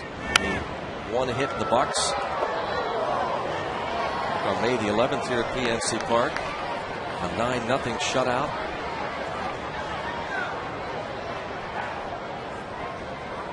Well, he really was real impressive in keeping that pitch count of his down that afternoon when normally he had always been such a high pitch count guy. Today he's up there a little bit. This is number 88. That's a few more than he would like, I'm sure, with 5 innings under his belt. Facing the first hitter here in the 6th. There's a good chance that he will be at 100 when this inning's over. 24-year-old Johnny Cueto in his 3rd season in the big leagues as Young fouls off another.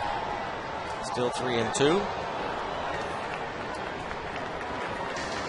Cueto 11-11 last season. Signed as a non-drafted free agent by the Reds 6 years ago. Of San Pedro de Macorís, the Dominican Republic.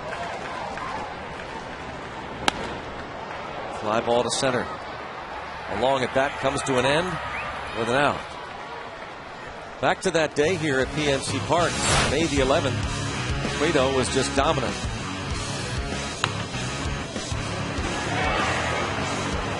One hit belonging to Ronnie Cedeno. Cueto on to strike out 8.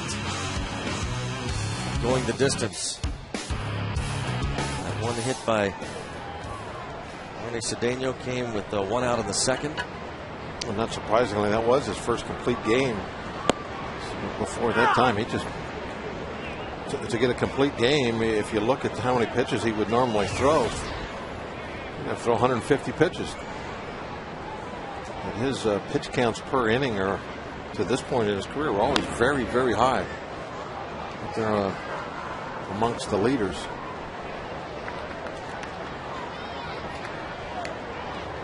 Talking to somebody yesterday with the Reds, and they said that they thought that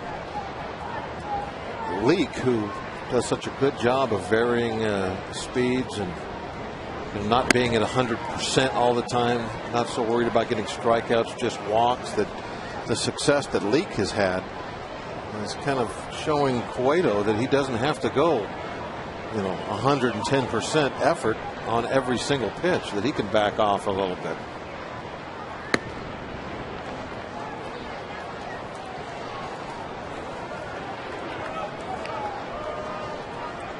He has a very good arm.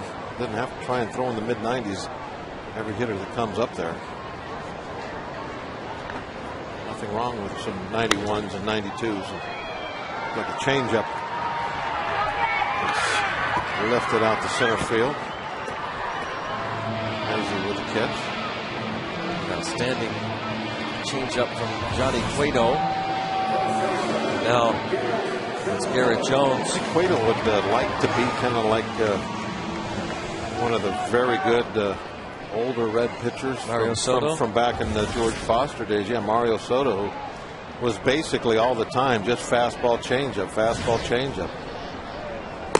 Soto was Cueto's mentor for a time. Let's see Will Ledesma loosening in the Pirates' pen. And there's a 96. That's the type of arm he has. He can throw it just about as hard as any starter. Too many starting pitchers in either league can consistently throw it above 95, 96.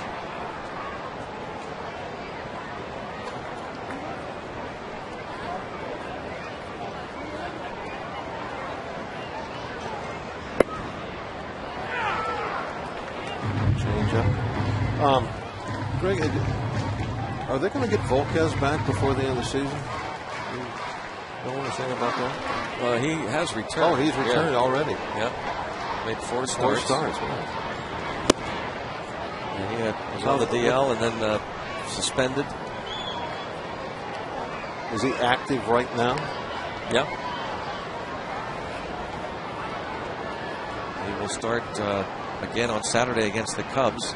Well, that's a huge lift for them going down the stretch if they can get him back to where he was before Tommy John surgery. Oh, what a shot in the arm that would be.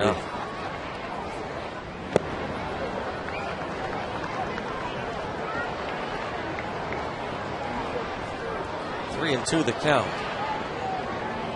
Garrett Jones trying to snap an 0 for 19 string. Volquez looked like he was going to be the best of the bunch of the young guys before he got hurt. 2 Dominican dandies, Cueto and Volquez. And a walk. Second free pass allowed by Cueto. Tying run up. Pedro Alvarez. Alvarez looked like he was pretty comfortable in his first 2 at-bats, laying off some Cueto offerings. A base hit past Votto in the second, and then walked in the fourth. Hadn't hit one for a while. Had a good time for it.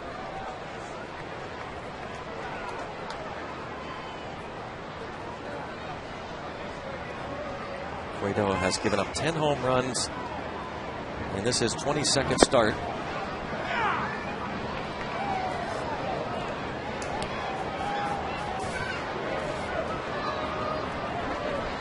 Seven home runs for Alvarez since his call-up.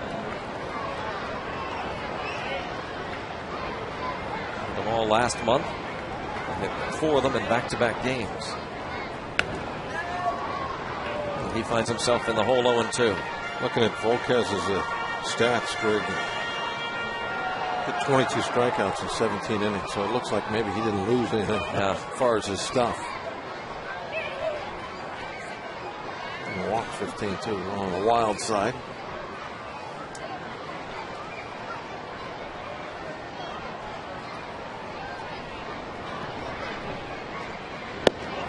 The Reds start to get their bullpen up. I said earlier, he's going to be at 100 pitches. Averaging 102. He's at 104 right now.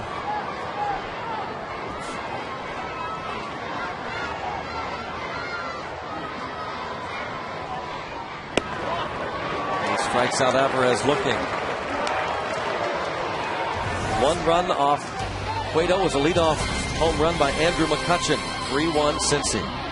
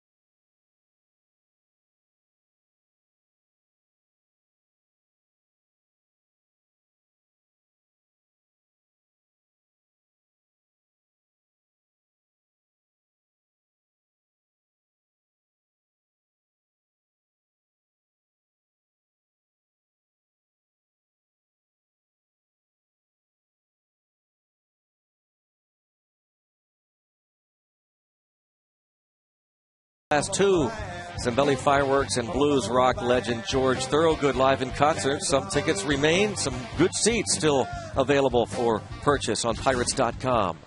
And don't forget, all tickets purchased now through this Sunday, all service fees paid by the Pirates. A leadoff hit for Chris Heisey. Who else? Where's this guy from? He could only be from central Pennsylvania, a Lancaster, PA native who... you know, I'm sure by now, we've said it enough times, lives in Mechanicsburg. Giving Mechanicsburg a shout out. Chris Heisey got a lot of friends and family on hand, and John Russell is going to make the pitching change. He wants the lefty to face the left-hand hitting Joey Votto. Columbia Gas 811 call to the pen. Gallagher goes 1+.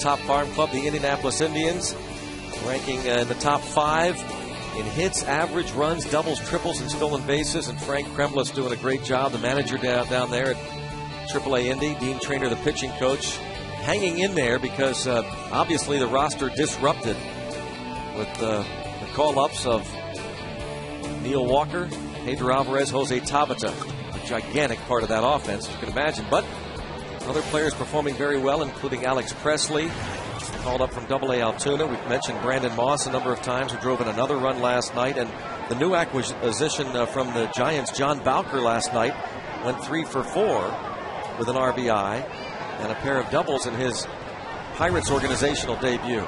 Now it's Votto against Will Ledesma, who was recently called up from AAA Indy.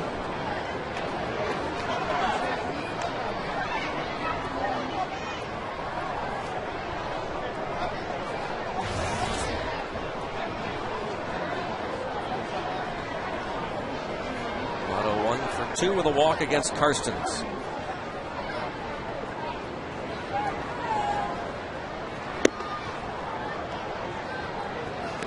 Ledesma, his first 3 outings with us, has shown a good fastball, that's for sure.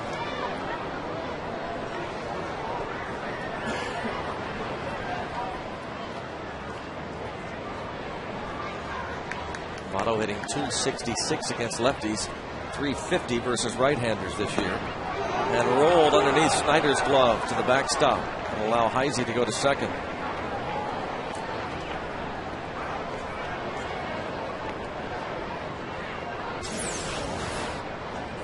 Call this one a pass ball, as they probably should. Fastball needed to be caught.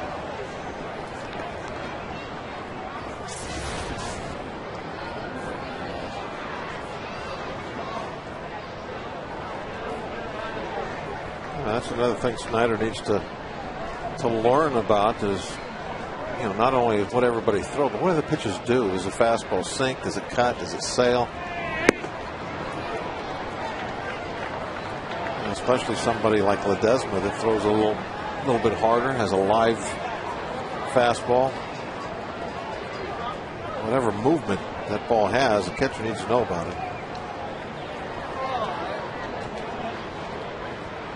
That is the 6th pass ball charged against Snyder this season. But you can get any kind of a scouting report, and you really don't know anything about a guy's fastball until you get out and you catch it a few games.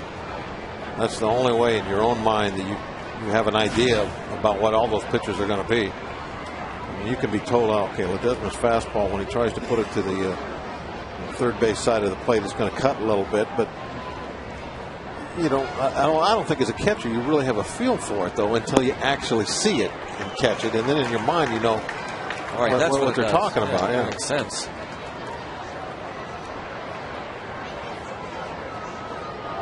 I guess what I'm trying to say, it wouldn't be a surprise to me first week or so that Snyder's here to see him maybe handcuffed occasionally with some of our guys that have a liver arm. The ball might do a little something that he's just not quite seen yet. Fly ball pretty deep left center field, and Millage and McCutchen not going to get there, and it stays in play. And that will allow the runner to be waved home and score. Heisey able to score easily as that ball into the notch, scoring from second base on the Votto double and giving the Reds a 4-1 lead.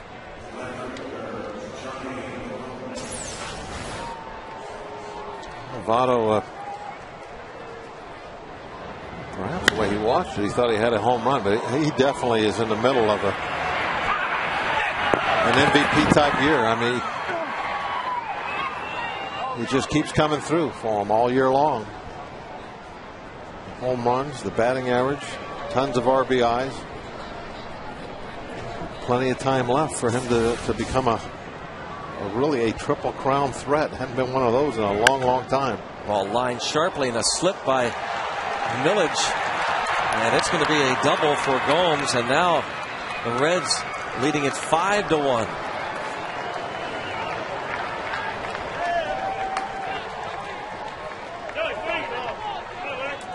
Johnny Gomes, his third hit. He has 66 RBIs.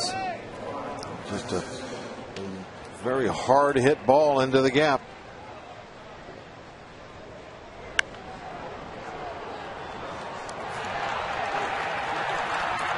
McCutchen absolutely no chance to cut it off. All he could do was get himself in a position to get the rebound off the wall.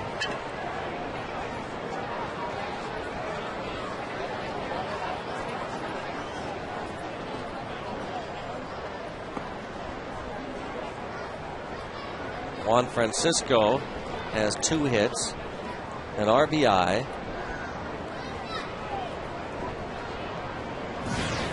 Steven Jackson loosens in the Pirates' pen. Reds with 13 hits, now leading at 5-1.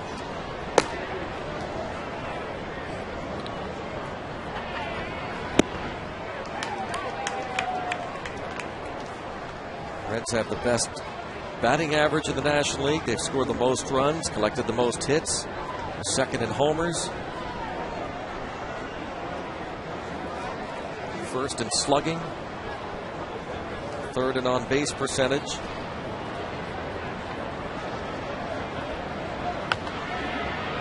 And good pitching. What's that add up to? First place. A lot of wins.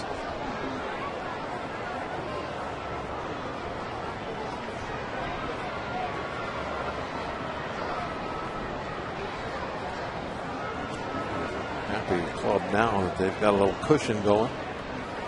60 and 48 the record.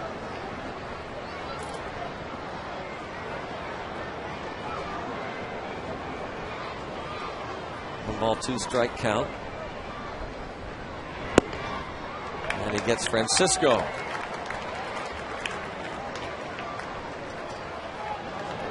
K for Ledesma. Very important strikeout. Gomes unable to move to third base.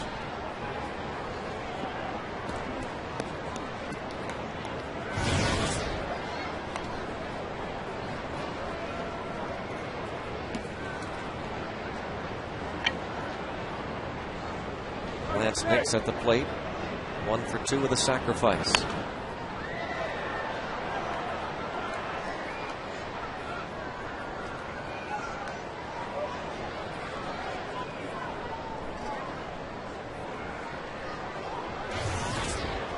Lined out to McCutchen in the 5th inning. Single to right field in the 4th.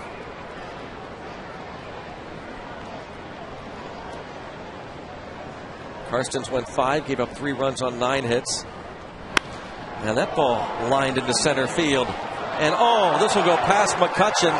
And look out, Lance Nix. Young finally tracks it down. They'll hold Nix at third.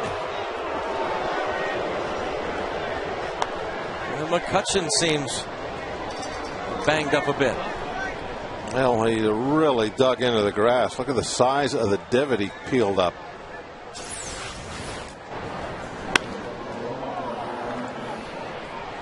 Oh, yeah, look at that, Greg. The left knee just stuck.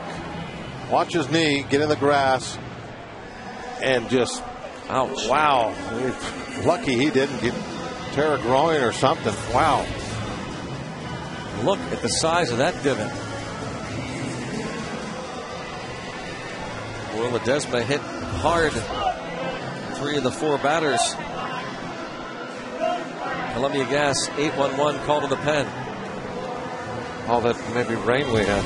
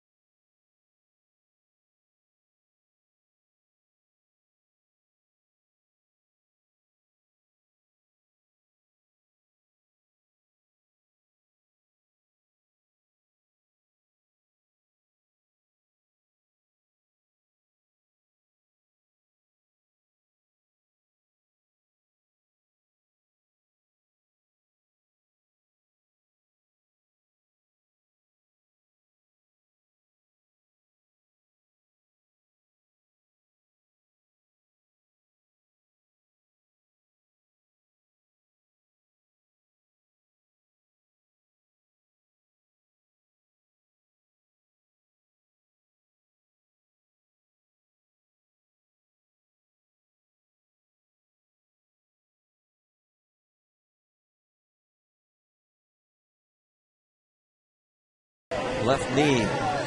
Dig in.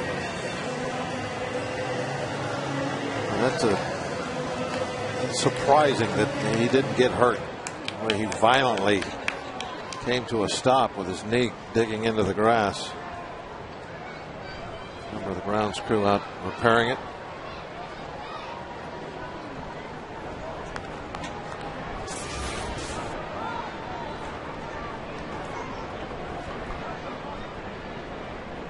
He's taken some knocks the past couple of weeks.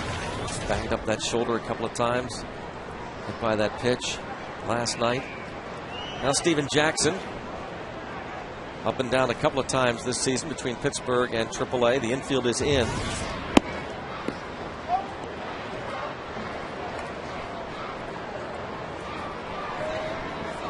Ramon Hernandez, a sacrifice fly in the fourth. We're hoping that the double play was going to be a big moment in the game for the Pirates. Off the sacrifice fly. Throw from McCutcheon and the great tag from Walker to Neil Nix, who tried to advance on that sac fly. It looked like they possibly were going to have a big inning, but just got one.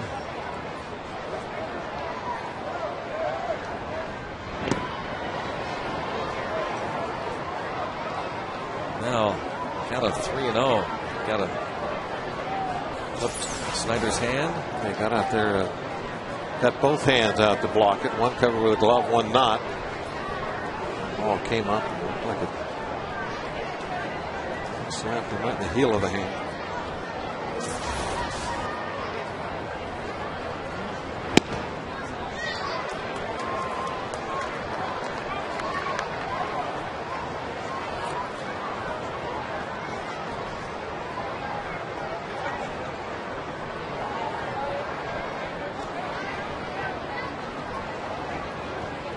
One count.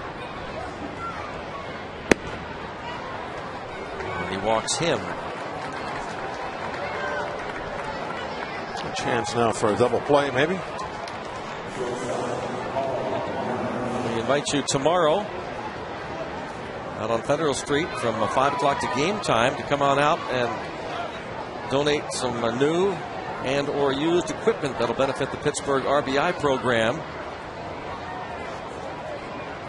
Tomorrow, part of the Baseball Tomorrow Fund equipment drive here at PNC Park. So any new and used baseball equipment that'll benefit the Pittsburgh RBI program, which is run under the auspices of the Boys and Girls Clubs of Western Pennsylvania.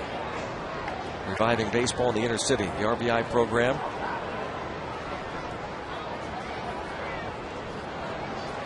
It's tomorrow from 5 to game time out on Federal Street, just outside the ballpark. You have any baseball equipment hanging around, bring it down.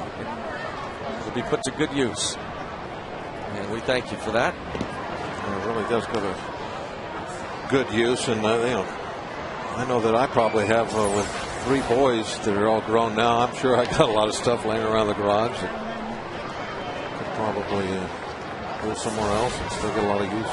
Of old bats and stuff. Oh, man. Well, you'll be... Because every year they're going to have a new bat. So. Your truck will be filled up tomorrow. I imagine that Lori's going to be I'll have to go working on that. We've got rid of a lot of the stuff, but I'm sure there's still some hanging around. I'll have to check it out. That ball cracked to left field. Line drive, home run for Paul Janisch. Boy, Steven Jackson has been scored upon in all 6 of his outings with the Pirates, and he's now given up a home run in each of his last 4 games. And this one just might have put it away. Yeah, it's 9-1. It's going to be a tough one to come back from. Janisch hitting the right spot for himself and the Reds. Right down the line where it's not very deep in that low wall. And I think he put it right in the first row. Yep.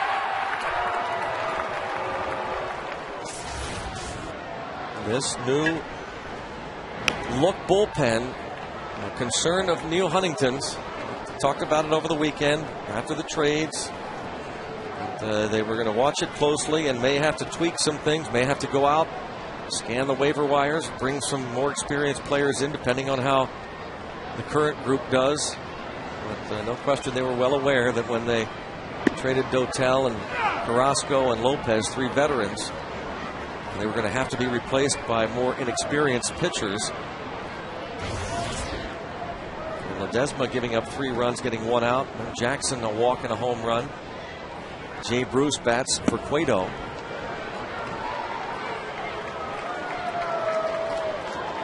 He's quickly down on strikes.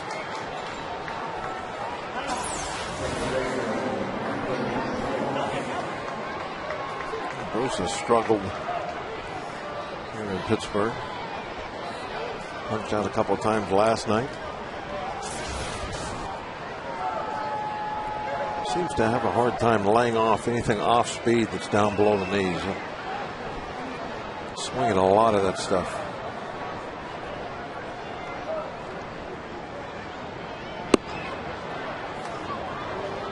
Phillips single was caught stealing in the first. He's also struck out, bounced out, and lined out to right field.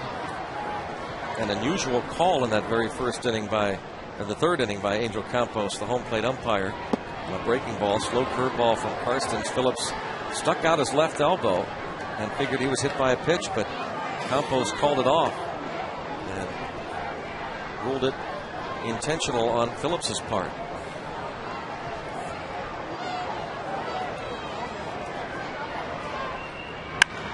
Line, oh my, Pedro Alvarez at the hot corner. Spears the liner, but 9 men come to the plate. And the Cincinnati Reds score 6. This inning ends with that line drive to Pedro Alvarez. Reds up 9-1.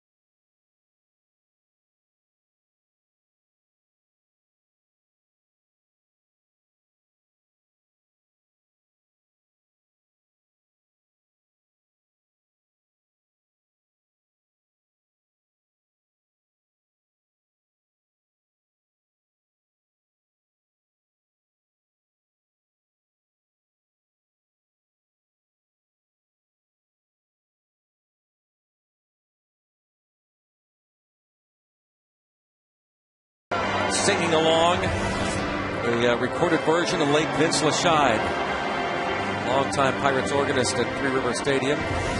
Passed away a couple of years ago, and they've kept the recording of his version of Take Me Out to the Ball Game.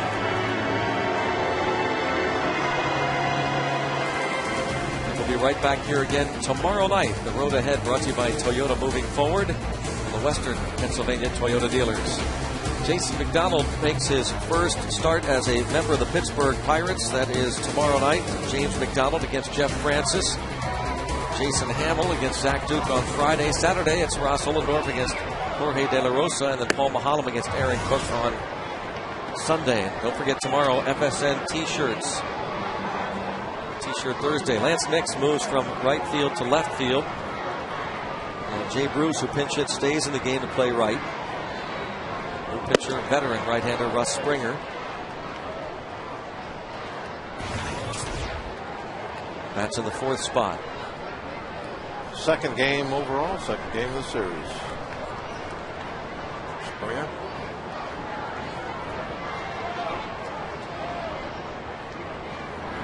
Johnny Cueto goes 6, gives up a run on 3 hits.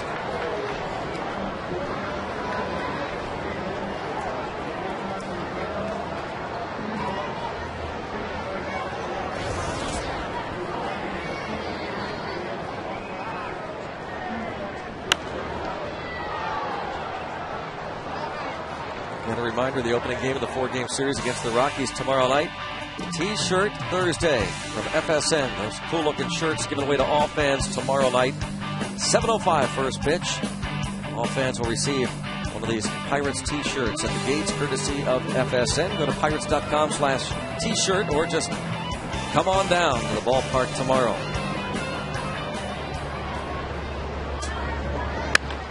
Millage, fly ball to left. Nix.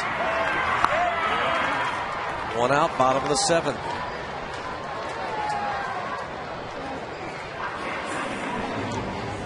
Russ Springer.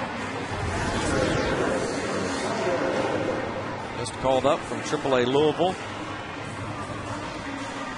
18th Major League season. Greg, I thought I saw Millage kind of hold his side a little bit as he started to come in. Hopefully that's nothing serious. Yeah, maybe just put his hand on his side as he turned and started to jog. I don't know. Checking on Village right now is Mike Sandoval. Maybe it was something then.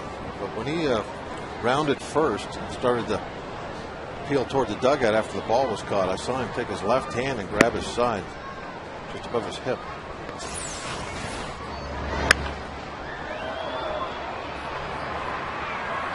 Yeah, he did something on that swing. Right. Just after that is where he grabbed his side as he started to walk back toward the dugout.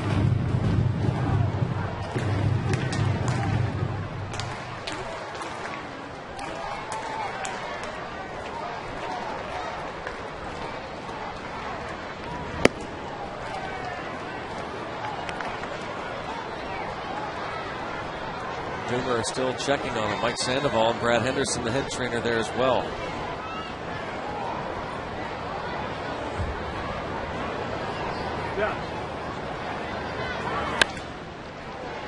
Line drive caught by Giannis at short.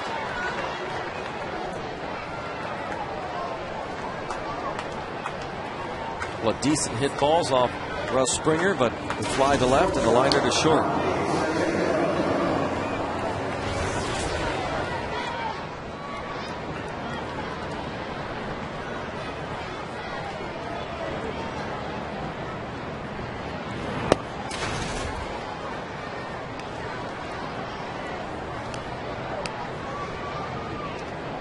Millage. About our main man, Rick Saflinski. He is the main man. He's such a great baseball fan, and he works so hard. He's down at that Lexus Club working the seats down there, and he supplies all the folks in the press box with beverages and food supply. He's running around like a wild man. You see him behind home plate wearing the different retro uniforms. Just stopped up a moment ago to help us. There's some nice. Is this his own creation, I wonder? I believe this is his invention. Oh, you don't like that, do you? Ricky's got you covered. He's got he's out invented a towel with the ice. With ice, and he tied the ends very nice. Yeah. I think they already invented this. I think it's called an ice pack. But it feels pretty nice right now. One of those days, hot and humid. You have the fan going. You got the fan and the hot coffee. Kind of like Greg Simkovich, our stage manager, gives us the hot coffee. So it's like an old school air conditioning. You got, yeah, you get a fan, ice. Yeah. Yeah. Isn't that an air conditioner from like the 50s? Exactly. Ice and a fan. Yep. Good call. Oh, jeez, that is tremendous.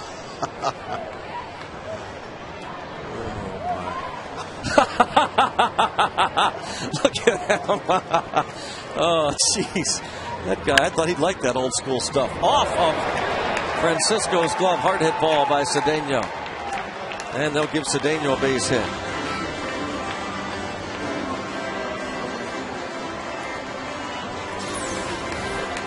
Watch the replay. This ball was hit awfully hard. A little top spin. That last bounce almost picked up speed, took off. Came up like got up around the heel of the glove. Let's give Scott Rowland a day off. There's the third baseman, Scott Rowland. Been around for a long time now. It's getting up there. An interesting series next week as they take on his former club, the Cardinals. They'll start the day a half game back in this division.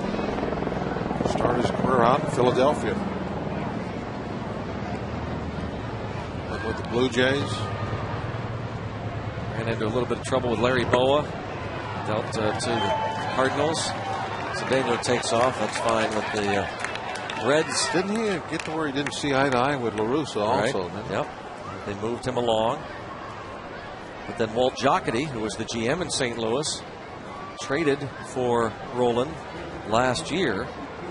Jocketty now the GM of these Reds, and Brian Price is going to check on the condition of the veteran righty, Russ Springer. One of the trainers for the Reds is out, and now lefty Bill Bray starts to loosen up. Jeff Clement, the left-hand hitter, announced as the pinch hitter.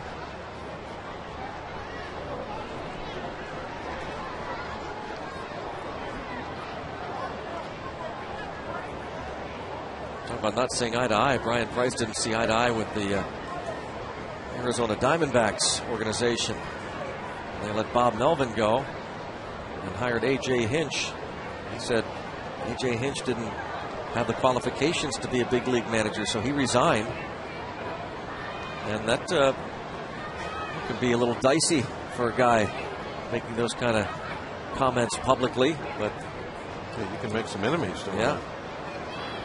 Also gain some respect from people. Yeah, it works both ways, doesn't it? You call that a double-edged sword? Yeah. That is going to be it for Springer. He tenderly walks off the field.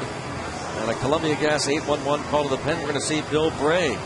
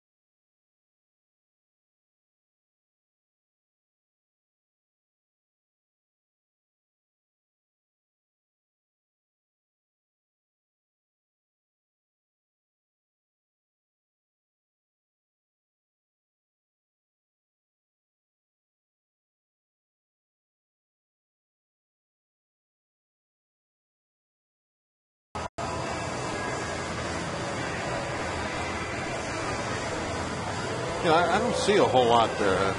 Well, in fact, I don't see anything.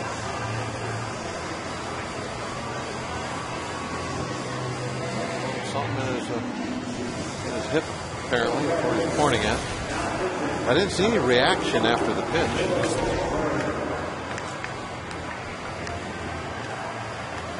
27-year-old lefty Bill Bray has not allowed a run his last 4 appearances. A 1.93 ERA over last 6 outings. Recalled from Louisville at the end of June. Started the year on the disabled list, recovering from Tommy John surgery May of last year. Bill Bray, former first-round pick of the Montreal Expos in 2004, the 13th overall choice that year out of William and Mary.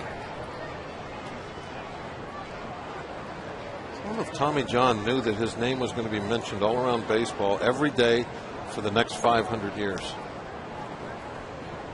They tee off for the kids the second annual Open Wide Open charity golf event Friday, August 27th at Three Lakes Golf Course in Penn Hills. Proceeds benefit the Boys and Girls Clubs of Western Pennsylvania. For donations, sponsorship, or to register your foursome today, visit openwideopen.com.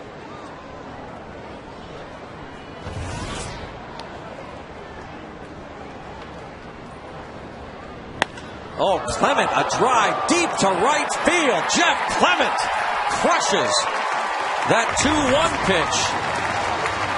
He's just back from AAA, and he has only been a pinch hitter, but maybe, just maybe,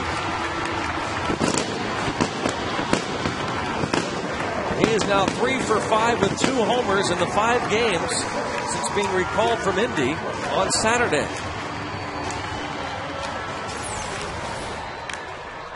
This is the kind of power that he showed occasionally in his first stint with the Pirates, that when he did hit a home run, it was usually a rocket like this one. Well up in those stands. His 7th Pirate homer, Jeff Clement. Game appears to be pretty much decided, but that gives the folks here at PNC Park some excitement. Line drive, home run deep off the bat of Jeff Clement against the lefty.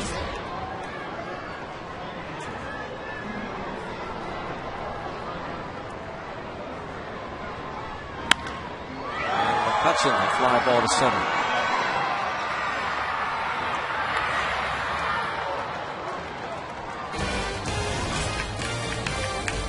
Buccos pick up a couple on the home run, trail 9-3 after 7.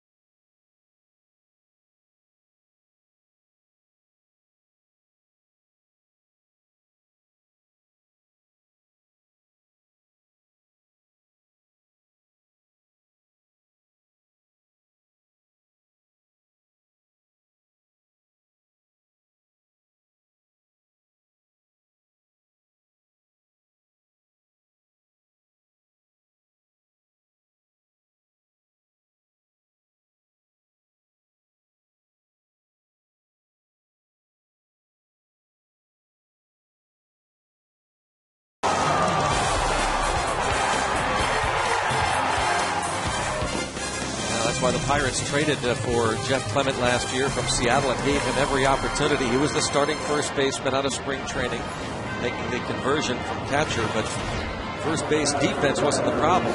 Clement just didn't hit consistently enough, so down to AAA and now back up and getting an occasional at-bat, showing some of that power. Justin Thomas, one of the players recently recalled from AAA, the left-hander out of Youngstown State, now takes over.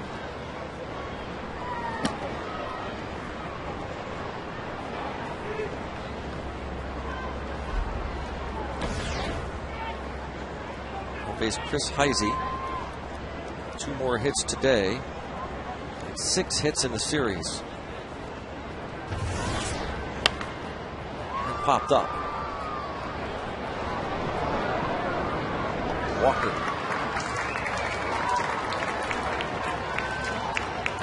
Walker makes the easy play on the pop up by Heisey. 1 down in the 8th inning. Joey Votto.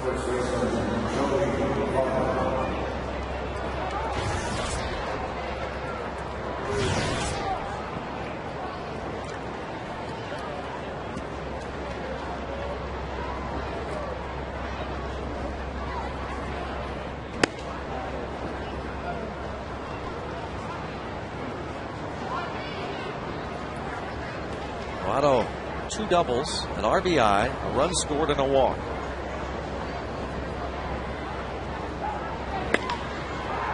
To center field, McCutcheon. 2 outs.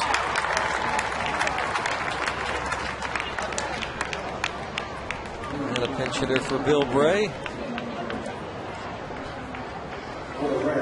It's going to be Scott Rowland.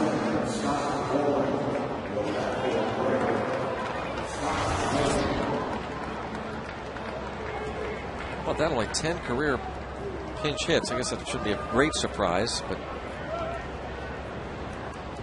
when you give one of your big guys a day off, normally you like to give him a day off. So that's what it says, right? Yeah. Day off. When he doesn't play, which is very unusual, he doesn't play. Second round pick in 1993. How many pinch hits Votto have this year? 0. And that's an example. It just, when they say Votto, you're not playing today. Not it. So I guess Votto's pinch hit last night was his first of the year, wasn't it? Making a big ground ball foul outside of third, and again, no surprise because he's there every day. Did he walk last night, or did he get a hit? Walk. Oh, walk. Okay, yeah, because he's 0 for 0 pinch hitting. Didn't have any bat. Pinch hit against Meek last night. The Pirates intentionally walked him with first base open, and then Meek was able to get Cairo to pop up and keep the lead. Pirates went on to win it 7-6. But today, after a brief 1-0 lead, Reds tied it in the second, took the lead in the fourth.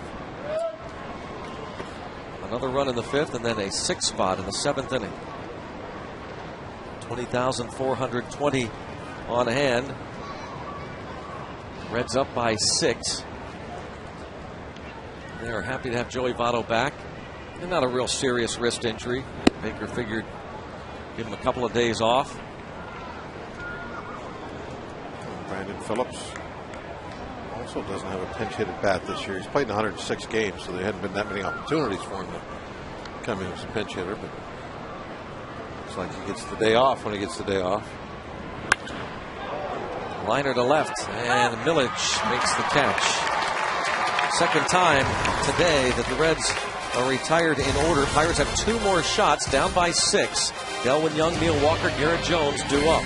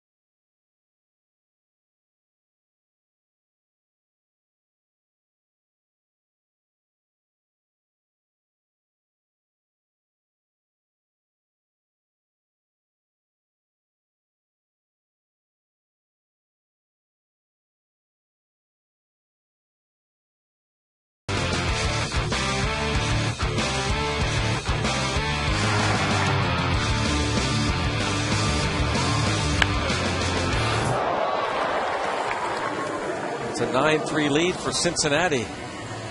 And 2 more shots for Pittsburgh.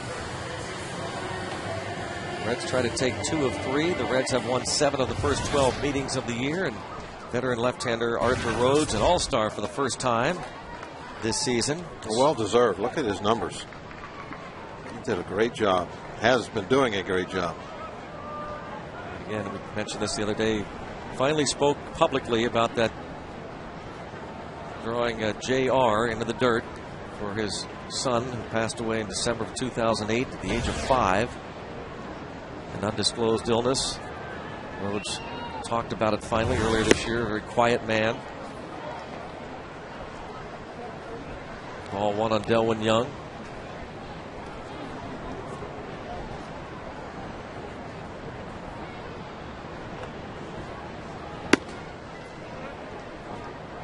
Two 2-0 on Young. He is 1 for 3. Cueto in line to win it. Cueto would go to 11-2. Karstens would drop to 2-7.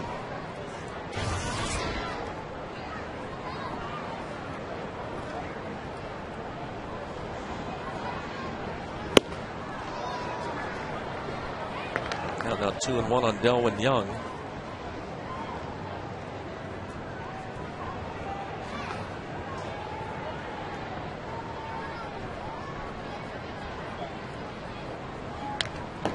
And now the count 2-2. Walker to follow, then Jones.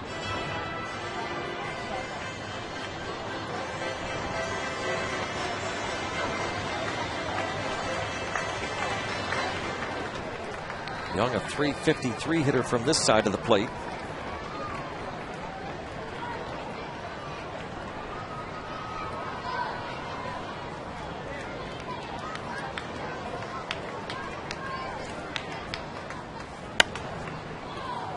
That's out of play. Jose Tapia got the day off. So Young started in right. Village moved from right to left. And Delwyn Young, one of the 5 hits today. This has popped up with Bruce coming in. Arthur Rhodes retires Delwyn Young to start the bottom of the 8th. Well, Delwyn Young quietly has put together a solid year as a utility player, pinch hitter. Probably better than 90% of the players in the league that also have that type of role.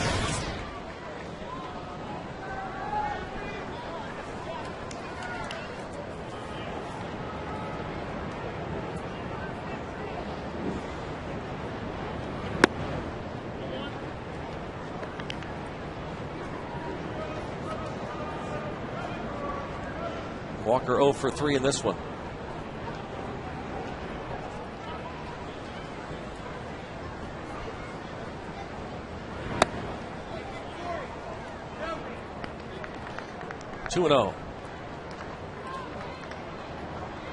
Walker batting from the right side for the first time today.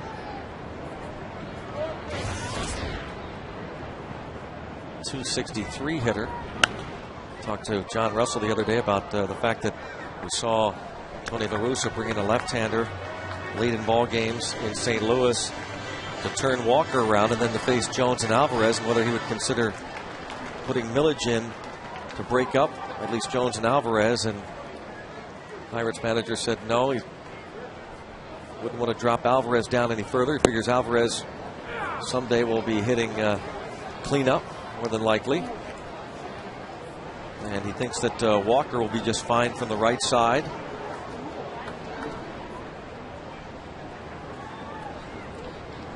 Yeah, that would be the key to that, is if Walker gets to the point to where when he's hitting right-handed he punishes the opposite manager for putting him on that side, then okay, that'll stop that. 3 of his 5 home runs from the right side. And Pedro Alvarez, as John Russell said, as he matures, he's going to be fine against lefties as well. He starts to see the pitching around the big leagues.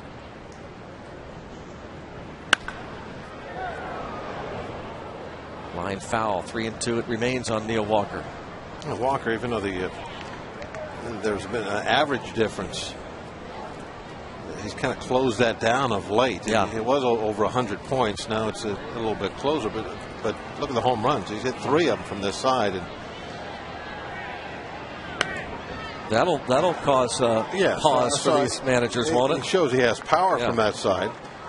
And another thing, about the power numbers, when you look at Walker's splits, he's got 157 ABs from the left side of the plate and just 57. So 100 more at bats as a left-hand hitter, yet he has more home runs as a right-hand hitter. They have that information on the wall. In case you need it. Yeah, they will know it, and then they'll take that into effect. And Walker, really, to this point, he hasn't been around nearly long enough to really get a handle on what he truly is going to be, left-handed and right-handed. That'll probably be about the end of last year where you really start to trust that stat sheet. End of the next season. And even the first 3 or 4 years, I know this is really true with a pitcher. They evolve and they become different type players. And so even the sheet that has like the batter-pitcher matchups, what guys are hitting off guys, even that you got to take with a grain of salt. Use Denny Nagel as an example, an ex-Pirate who came here very young. In his first few years, he struggled to get outs. And then after about 4 or 5 years in the league, he had a great stretch where he became a kind of a dominant style pitcher. A little pick by Phillips, double clutch, and still gets Garrett Jones. So his numbers change against guys, and you got to take that into account. Reds leading 9-3 after 8.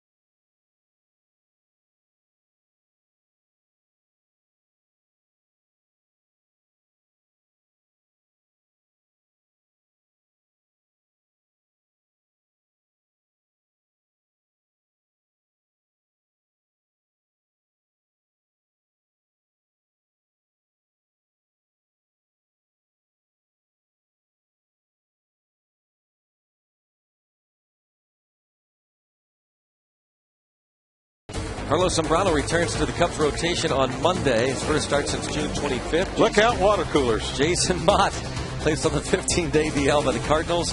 Jacoby Ellsbury expected to come back to the Red Sox lineup tonight. Been on the DL since the end of May with broken ribs. Around the major leagues, in case you missed it, from Mazda. Here's Daniel McCutchen out of the Pirates rotation. Starter at AAA Indy, and the Pirates going to give him a look-see out of the bullpen. Had been a strike thrower throughout his professional career, but in the big leagues, especially this season, struggling to throw strikes. Gregor, we were talking a couple innings ago about the DJ Carrasco role in the bullpen. Going in there and throwing multiple innings at times. Maybe pitching the third, maybe pitching the eighth. I mean, kind of a jack of all trades type guy. Daniel McCutchen might have the tools for that job. His main claim to fame is his control. That's something that he's been very good at least in the minor leagues. And I think throwing strikes is a big part of that. And that's one of the reasons DJ did that so well. And he could change speeds, throw strikes with a lot of different pitches. And also you have to prove that you kind of have a rubber arm for that job. And that'll be a question mark for McCutchen throwing out of the pen. How quick does that arm bounce back? Can he throw 3 innings one day and come back a day later and maybe get a couple outs for you?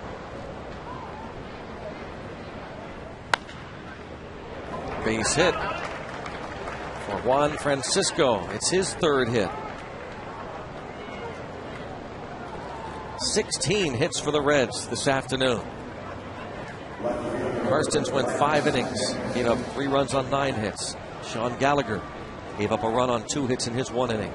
Will Ledesma got 1 out, gave up 3 runs, 3 hits. Steven Jackson gave up a 2-run homer to Paul Janisch. And Justin Thomas a 1-2-3-8. Now Lance Nix. It's this ball hard, but playable for McCutchen or Millage. It's McCutchen.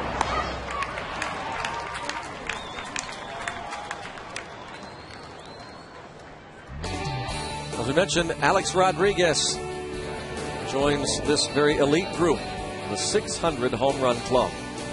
Bonds, Aaron, Ruth, Mays, Griffey, and now, along with Sosa, A-Rod. 600 hit it today against the Toronto Blue Jays at Yankee Stadium. Not quite as elite as he used to be. Still an elite group.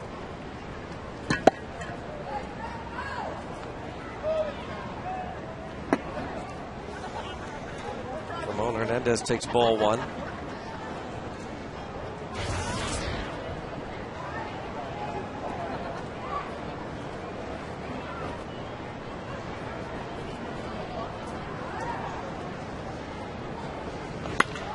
Bouncing ball picked by Alvarez. 1-2. Double play and the McCutchen scoreless top of the 9th. Pirates need at least 6 heading to the bottom of the 9th inning at PNC Park.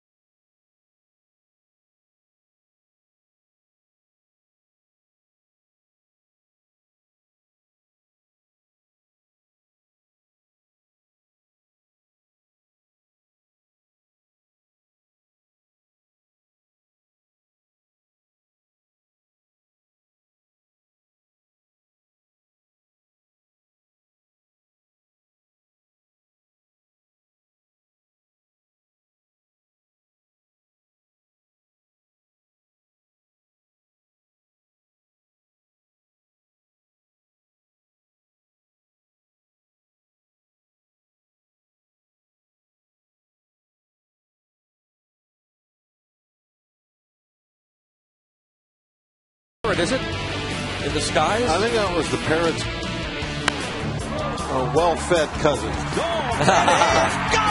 Andrew McCutchen, after yucking it up before the game with the Parrot homers in front of his mom and dad. Aspen will make you smile. That's right, we were smiling. Unfortunately, that lead didn't last long. Reds tied it in the 2nd, took the lead in the 4th, and they've held on. Of course, that 6th spot, providing a good cushion for them. Blew it open in the 7th. Nick Massett takes over for the Reds.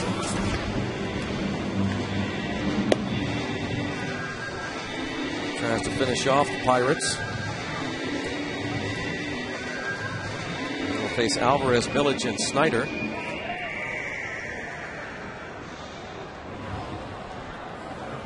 Massett 56 appearances now on the season.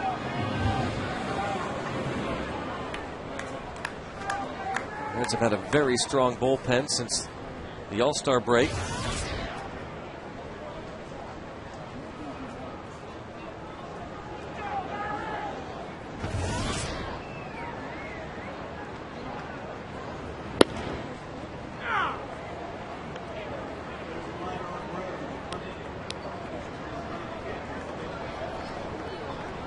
They're trying to imitate. That's favorite pastime big league dugouts, is trying to imitate somebody else's stance, and anything they do you have to exaggerate it.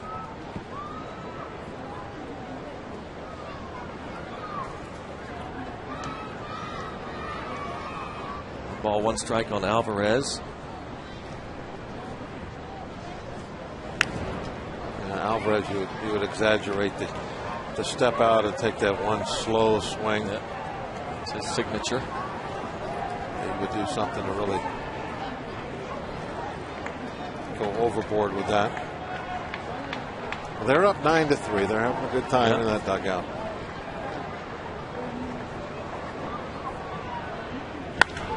That ball lined hard to right center field. Enough lift. Line drive home run for Alvarez. Line drive homer. It's his 8th. Never was very high, but had some velocity on it. Wow. 3 home runs today for the Pirates. McCutchen, Clement, and now Alvarez with number 8 in his major league career. The only question, over the wall or through the wall?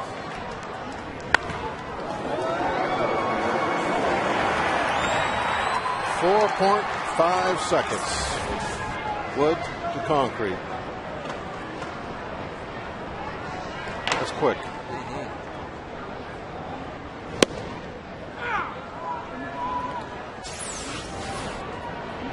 1001, 1002, 1003, 1004 and a half. Yep, that's it.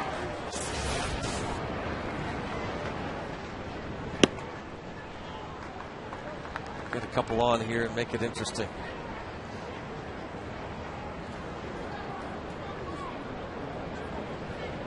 Francisco Cordero is going to start to get up and loosen the closer, just in case. They would prefer to not have him throw. I guess they got a day off tomorrow, though.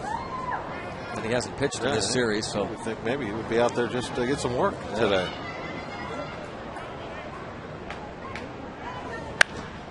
Base hit to right for Millage. Maybe force some work for the Red closer. Nobody out. No clock in baseball. I was just going to say that. No clock in baseball. Take your time, one batter at a time. Get aboard, make it interesting. We have seen some amazing comebacks here at PNC Park over the years. The Brian Giles Grand Slam, I think, was certainly stands out. The one for me that really is pretty incredible. That was an afternoon game too, wasn't it? Part of a day-night doubleheader against the Houston Astros. Started off with a solo home run. The comeback. Like Pat Mears hit a home run to get the rally going.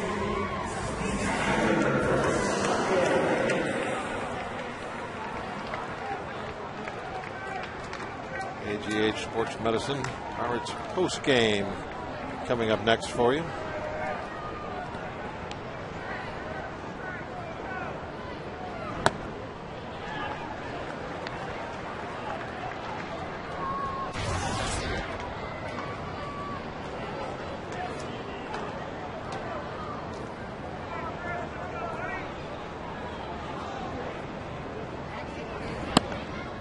day against the Houston Astros. In the July 2001, the Pirates came back from an 8-2 deficit. Rally in the ninth. Capped off by the Giles Granny off Billy Wagner. Back when Billy Wagner was regularly throwing 100 miles an hour. Giles turned one of those fastballs around. Bases loaded.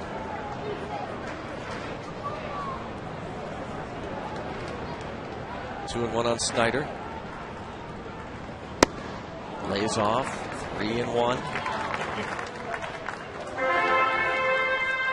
In order to make a comeback, Bob, all kinds of things need to happen. You need a long ball now and again. You need the hard hits. You need the chinks. You need the walks, right? Yeah. You need it all. A big deficit. Yeah, you always need a little help. Base on balls. It's the standard way the other team will help you out.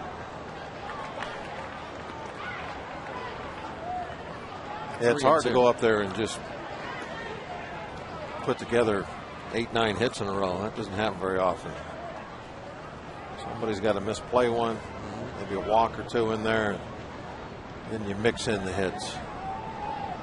And then, as you said, somebody's got to hit one over the fence. Bounce to third. Oh, nice pick there by Francisco. On a double play. Couldn't get it out of his glove, but it was hit so hard that he ended up having plenty of time.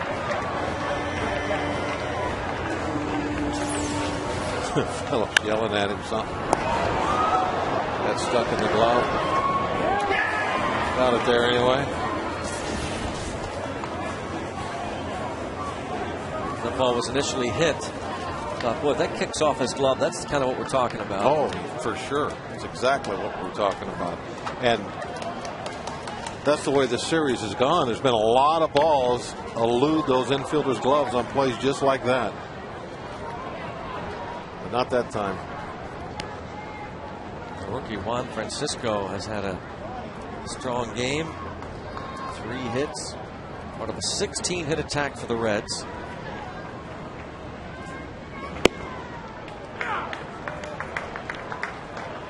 And it was the bullpen that really did in the Pirates' chances to try and come back.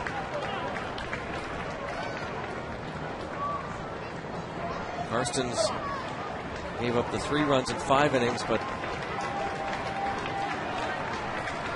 an untested new look bullpen struggled today for the Pirates. And Cedeno is a strikeout victim, and that is the ball game.